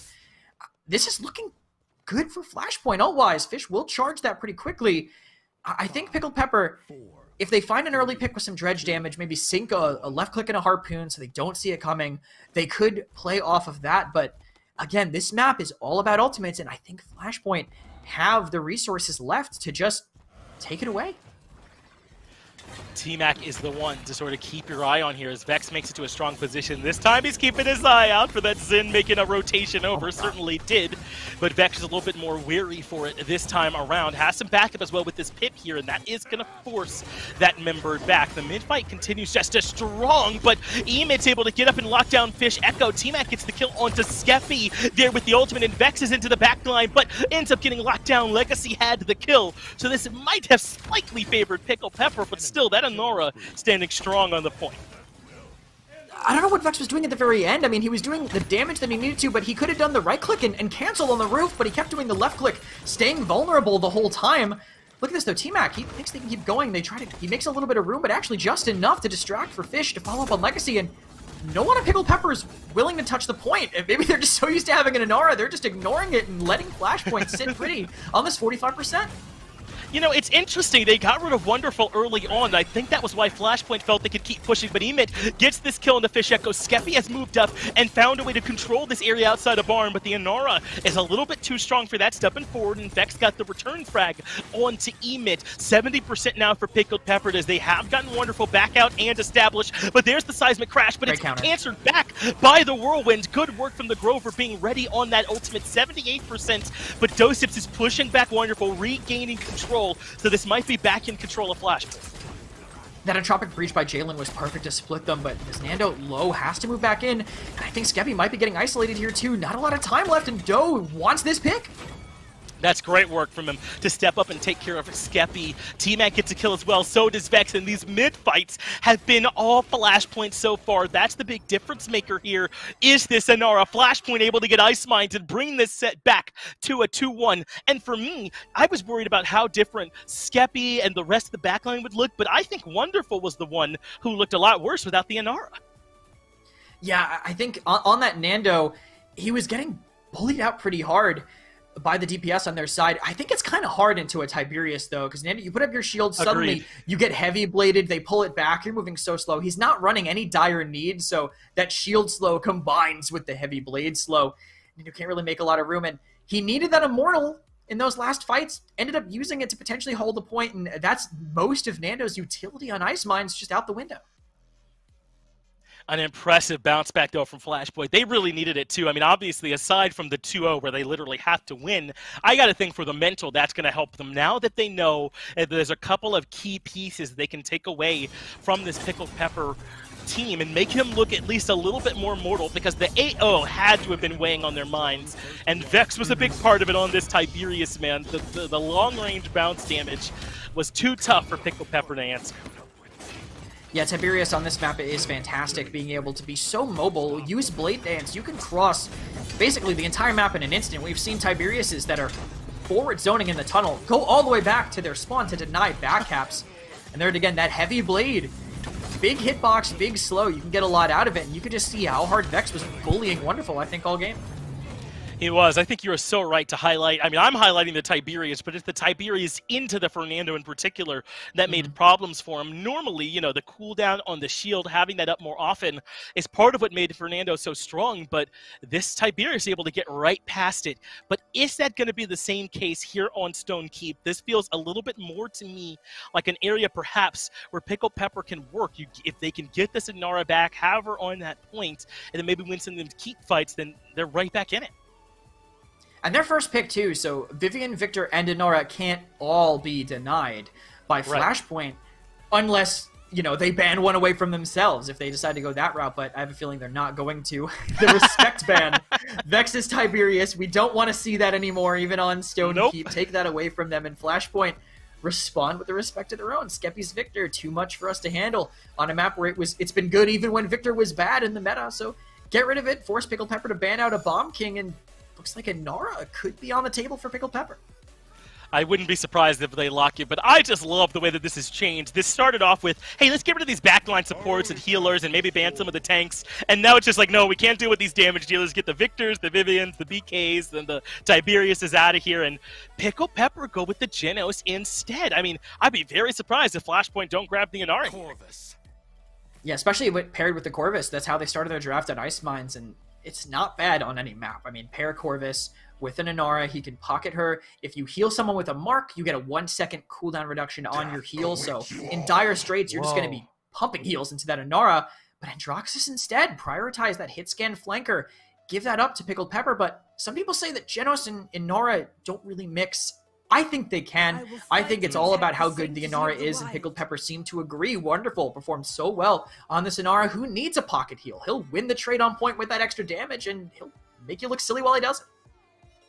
Interesting. I mean, I'd have thought that maybe Pickled Pepper felt more comfortable picking the Fernando in a world where they didn't have to deal with Tiberius, and maybe that's why they were willing to wait a little bit longer picking this Inara. But on this kind of map, if we're going to leave Inara open this long, then they'll take it. And this also feels like the kind of map where Strix can do really well, especially when it comes to defending those payload pushes around that last corner. I mean, Strix can just sit up top and have a field day. Yeah, and I think they need maybe an aggressive off-tank to deal with them. I'd love to see an Ashe here maybe to pressure into him with that Androxus. Even Rom, maybe not into the Genos, but Ashe specifically could be great for crossing that gap. But Makoa, what they go against instead, I don't know how I feel about Koa. I think now, this patch he's had some changes. Leviathan now a little bit stronger. You get resets on the cooldown when you use that ultimate. But, I don't know, it's going to be really hard into hit scan, and you know Pickled Pepper are going to want to play hit scan with their controller DPS. Strix and Lex are going to melt Makoa alive with his massive cranium. Ashe can cover so much more ground, but they just want the hook, and they're hoping that's going to be enough. So now it's this Genos Grover to provide that backline support and control between the Void Grip and the Axe. Then you add in the Strix and Lex to provide all that damage onto CC targets quite easily. And suddenly, I'm not even adding Seismic Crash in, by the way, if I'm talking about all this CC. Suddenly, this Pickled Pepper draft is making a lot of sense to me here, Kresnik. This is pretty scary to try and defeat on Stone Keep. But Flashpoint are going to try and match that Strix presence with this Kinessa. I think all they can do is hope the Kinessa wins the duel. Maybe Makoa can get into the Strix, but if there's a Lex in the way, his health pool is literally going to just go away. And if he plays in half shell, Lex just dives it. I mean, Hook can be great if someone's playing with them, but this is still almost an insurmountable wall for this Makoa to climb, but a good Makoa with good hooks might be able to do it. We don't see a whole lot of Makoa nowadays, but Flashpoint with their backs against the wall perhaps can show us the value of that pick. We'll be moving on to Stone Keep here for game number 4, and Pickled Pepper up until this point looked pretty dominant, right? The 8-0 to start, and then even on Ice Mines, at least taking it to high percentages on some of those mid-fights and being able to find one defense there. Here on to Stone Keep, which feels like a much more heads-up type battle to me. I feel like this might play to their strengths. Yeah, for sure. I think with these scans with Lex on Stone, we've seen work from Brazil in the past, but that was with Death Hastens. A different style of play, and Discovery is going to be what they run this time. Pickled Pepper, we know they like that, having that 50% lifesteal potential, which will make it even harder for this Makoa to win that trade when he's getting all of that lifesteal off of him. But Androxus will be the first target, and that wall hack with the Discovery will hurt them a lot. If Andro can't be sneaky, then they might have trouble finding the first pick, but I guess if no one helps Wonderful, they'll just immediately take that free pick. Sure, why not? Yeah, I guess that's easy for the Kinessa into the Inara to find those shots. That means Flashpoint building up the percent first with really no one on Pickled Pepper to contest the actual point. And that is what this Kinessa was picked for, right? I mean, you thought it would be the dual Skeppy, but it can also just match Skeppy's value or maybe even get it first. Those snipes don't quite connect. The Inara has made her way around through the keep and should be able to contest, but Flashpoint already got a ton of percent. And they're even going to get Wonderful back on, and look at this, they're all hiding, waiting for something, and Legacy, how does he just walks in and chips away T-Mac. How does T-Mac not see the Genos coming, and the rest of them, they just have to run away, save their cooldowns, but Pickled Pepper might have had enough cap time to deny this if they keep up this pressure. If they can keep up the pressure, that's going to be the question. And Skeppy, I think, is going to be a big part of that. He's holding these angles. The Kinessa does a good job firing some shots and forcing him off the position. The Nando has the shield chipped away, but inside Church, they might be able to make a push. There is the flashbang used to buy some time. You could be a little bit more cavalier with that ultimate, and it does work to create them some space, but they have now contested mid. 93% for Pickled Pepper, and Feel has found T-Mac. That's the Kinessa removed again. That's huge, but Fish Echo gets the response. The Grover's taken out, but now Vex falls. As soon as he ends up dropping that shield, he falls. Legacy is there to take care of Doceps as well, and that should be enough, especially with the Makoa fault. Pickled Pepper win the mid-fight and already get the first cap. It's got to be a struggle when you're playing T-Mac right now. All that Skeppy's doing is running away from the fight. He peeked, saw where T-Mac was, and then took an angle that T-Mac literally can't contest. So T-Mac rotates in, and he's just getting picked off by supports. I feel bad. Field drops to the point, just throws axes on him from the side. No one on his team helps. Genos chips him away from across the map. They have to find a way to stop these supports from just walking in and peeking, but no one on Flashpoint wants to fight Skeppy. It's tough. I mean, it's hard for you to find these angles. And as you said, what's really being given for him here is that Skeppy finds another one this time, taking care of T-Mac. But what's really happening is that Skeppy is putting all this pressure on, forcing back the members of Flashpoint, and then whomever from Pickled Pepper will rotate over and clean up the kill, even if it's a Genos. They're happy for it to go that way. Emit gets the kill onto the Makoa, and now Skeppy can hold yet another one of these high ground angles to try and keep Flashpoint at bay. They have to send the Nando at him, too, with the big shield. But look at this. They're actually stacking both tanks upper with 3. They might be able to keep moving card, but Wonderful gives it up to play under. And they kind of just want to make this CC work, force them into Skeppy's line, and maybe catch an ultimate here. This is forced Legacy back. The Andro comes through to keep an eye on this. Andro does get the kill, but they lose Makoa to make it work. And the Andro ends up falling, so a 2-for-1 trade in favor of Pickled Pepper. Not quite worth it if all they got for it was Legacy. Now stepping forward is Emit, pumps the damage into Jalen. No hope for him to survive. The Kinessa just barely makes it out of there, but he flicks back, takes care of Doceps. The double kill opens up the site, and that means Pickled Pepper gets the conversion. That was clean. I want you guys to take a look at Makoa's health bar right now. He dropped his shield for about a second. That's why you don't want to play Makoa into a team like this. I mean, Emit Payne and Skeppy are 9-0-2 destroying on these damage charts. 9-0-2! This Lex, he is following up on everything that the rest of the team is doing. Skeppy's putting in the damage, and Emit Payne is just on the flank every single time. He's holding there on the side, uses all that speed from his dash and just base in his kit. About 40% movement speed to chase you down every time he uses that combat slide. I don't know how Flashpoint are going to react. They don't have a great CC for it. It's basically saying, Fish, hit the hook. If you don't, we lose. And they need to have another answer than that when they have this draft. You know Pickle Pepper are going to pick something like this.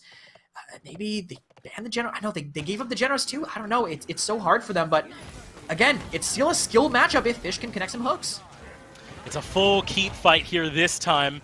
Fernando drops the ultimate to make sure he does not fall to Skeppy in the stealth, hiding in the back corner. Somehow, that ends up working. Legacy gets the double kill off the ultimate. Amit and Skeppy are right there to follow up as Fish Echo and Vex fall, and suddenly it's just the Kinessa standing. Pickled Pepper in the keep fight, find the full stack double kill ultimate from Genos, and now Flashpoint are vibing.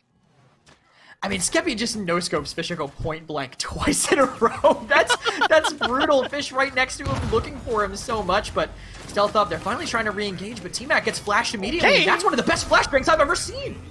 Emit is able to find the double. Skeppy gets the other one, and this Lex has proven to be a big thorn in Flashpoint's side. The dash to try and get around the corner. The Andro almost comes out on top with a nice headshot, but Emit is the better. The Makoa, the second the shield goes down. Stop me if you heard that one before. Ends up falling in OT. Pickle Pepper get the 3-0, and now, if they can find this conversion, that Flashpoint will have lost 3 4-0 maps. I was just listening to some audio cues there, and oh, the walls from Discovery so much. You can just see your target through walls. He's getting 138 damage per shot. He's on an annihilation on this side, and he wants more. This Lex pick is looking a lot stronger here, isn't it? Or maybe that's just Emit making it look this good, but Flashpoint do not have an answer. The payload's already halfway to its eventual target, and they just don't have a way to stop him. A 22 streak for Emit right now. How do you stop someone that's doing this? I don't know. Again, it's all about the hooks. But how does Fish get a hook when every time he drops his shield to hook him, he gets chunked for 2,000 of his 4,500 HP? There it is, finally on the side, and that actually will give Fish. It gives Fish another whole ult because of the kill streak they were on. But if Flashpoint want to hold this, they have to move forward and they have to find some more. But Skeppy was the other part of this problem, and he's still putting out decent damage.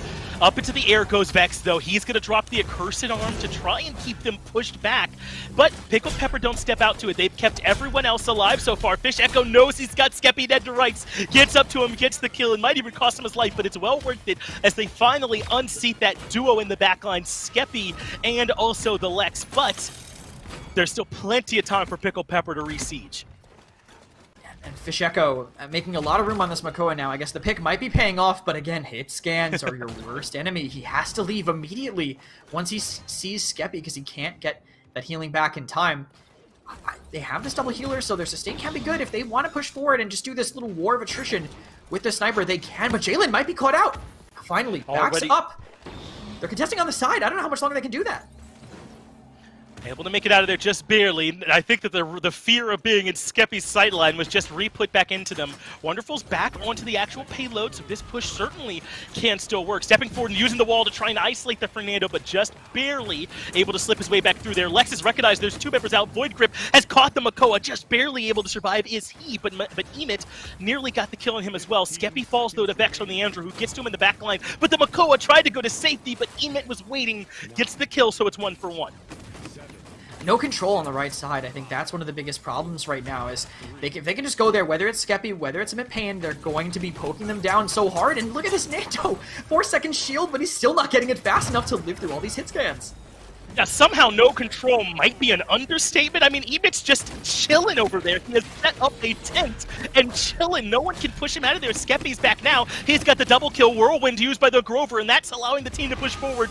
And the Corvus has to come out and try and stop, but can't even get the ultimate off. It's a killing spree for Emit. He gets back behind the Fernando shield. The only hope right now is Dosips, but it's not enough. Pickle Pepper crush him with the Lex, and they're able to take it 4-0. You know, that's an interaction I didn't think I was going to see in Paladins literally ever. I didn't think I was going to see a Lex executing a Corvus in Alt DR. I don't know why. It just wasn't something that ever crossed to my mind, but that actually buys them a lot of time. That's 50% damage reduction on a Corvus, effectively a tank health pool. Now not contesting the cart, plus the Entropic Breach doesn't even come out. That's damage that they really needed if they wanted to hold it, and they just did not have it. Unfortunately, couldn't get that ultimate off there at the tail end. 8 deaths there for Dosips. Fish Echo struggling on the Makoa as well, but Pickle Pepper, 19-2 from Emit, 12-2 from Skeppy. An excellent performance and wonderful on the Inara. How often is your point tank going with only 1 death per game? A great game from him as well. And it does end up being a really strong game for Pickle Pepper. I mean, 3 4-0s throughout this set for them when you consider how that very first map went. The second map right afterwards ends up going in their favor as well. On Ice Mines, things slowed down a bit. Flashpoint were able to find a little bit to go their way, but coming back to Stone Keep, getting the Inara back on their side, even without the Victor and Vivian, was enough for Pickle Pepper to get back into control. Yeah, they were able to do exactly what they wanted, I think, by the end. I'm surprised they went for the Andra over it, but I guess, I mean, you see how good they're playing on this Lex. You know that they're going to be doing the same on the Android, who's basically just flying Lex. But Emit Payne utilizing that the full extent of Lex's kit, I think, which we really haven't seen. Not seeing Death Hastings be able to rotate that mark to get that extra sustain. That's the reason he went on that long of a streak. He's just siphoning health off of them. Every time they want to kill him, he just absorbs all of that health right back in damage. And North America continues to be impressive to me, just as a stacked region. Think about a team with as much talent on it as Flashpoint being 0-2 and 6th now at this point. I mean, I am sure they will improve from that standing throughout it. But now you have to worry about Pickle Pepper. I mean, tons of talent on that roster as well, so maybe not a surprise they're doing this well, but a 3-1 with 3 4-0s, I was not expecting it to look like that. The top of every region in general is just looking so competitive. Pickled Pepper, this team being made just to some people who took a break, came back, and are still looking as strong as ever. I want to see them against Sanguine. I want to see them against every team in this region, honestly. They looked so good in relegations, and from what I'm hearing, they're looking just as good in scrims. I want to see a team really take them to the limit, because we saw Flashpoint take away the Victor Vivian, and I think take them to that limit, take away the Inara and force them to show something else. But it still wasn't quite enough to push them all the way. I'm right there with you. I want to see Pickle Pepper up against the best of the best. And they've already shown they can push the meta too. I mean, new changes on this patch, yeah, but Torvald really didn't get much of anything, and yet they still said, "Oh, by the way, he's sick, and none of you even know." And he's making these teams ban it, pick it against them they weren't seeing. I want to see him do that with other picks. I want to see how far they can push the boundaries of Radiant Stars, because it's the patch we are on for this whole phase. I want to see them experiment, do different things, play different healers, different tanks, and I think they're talented enough to be able to do it.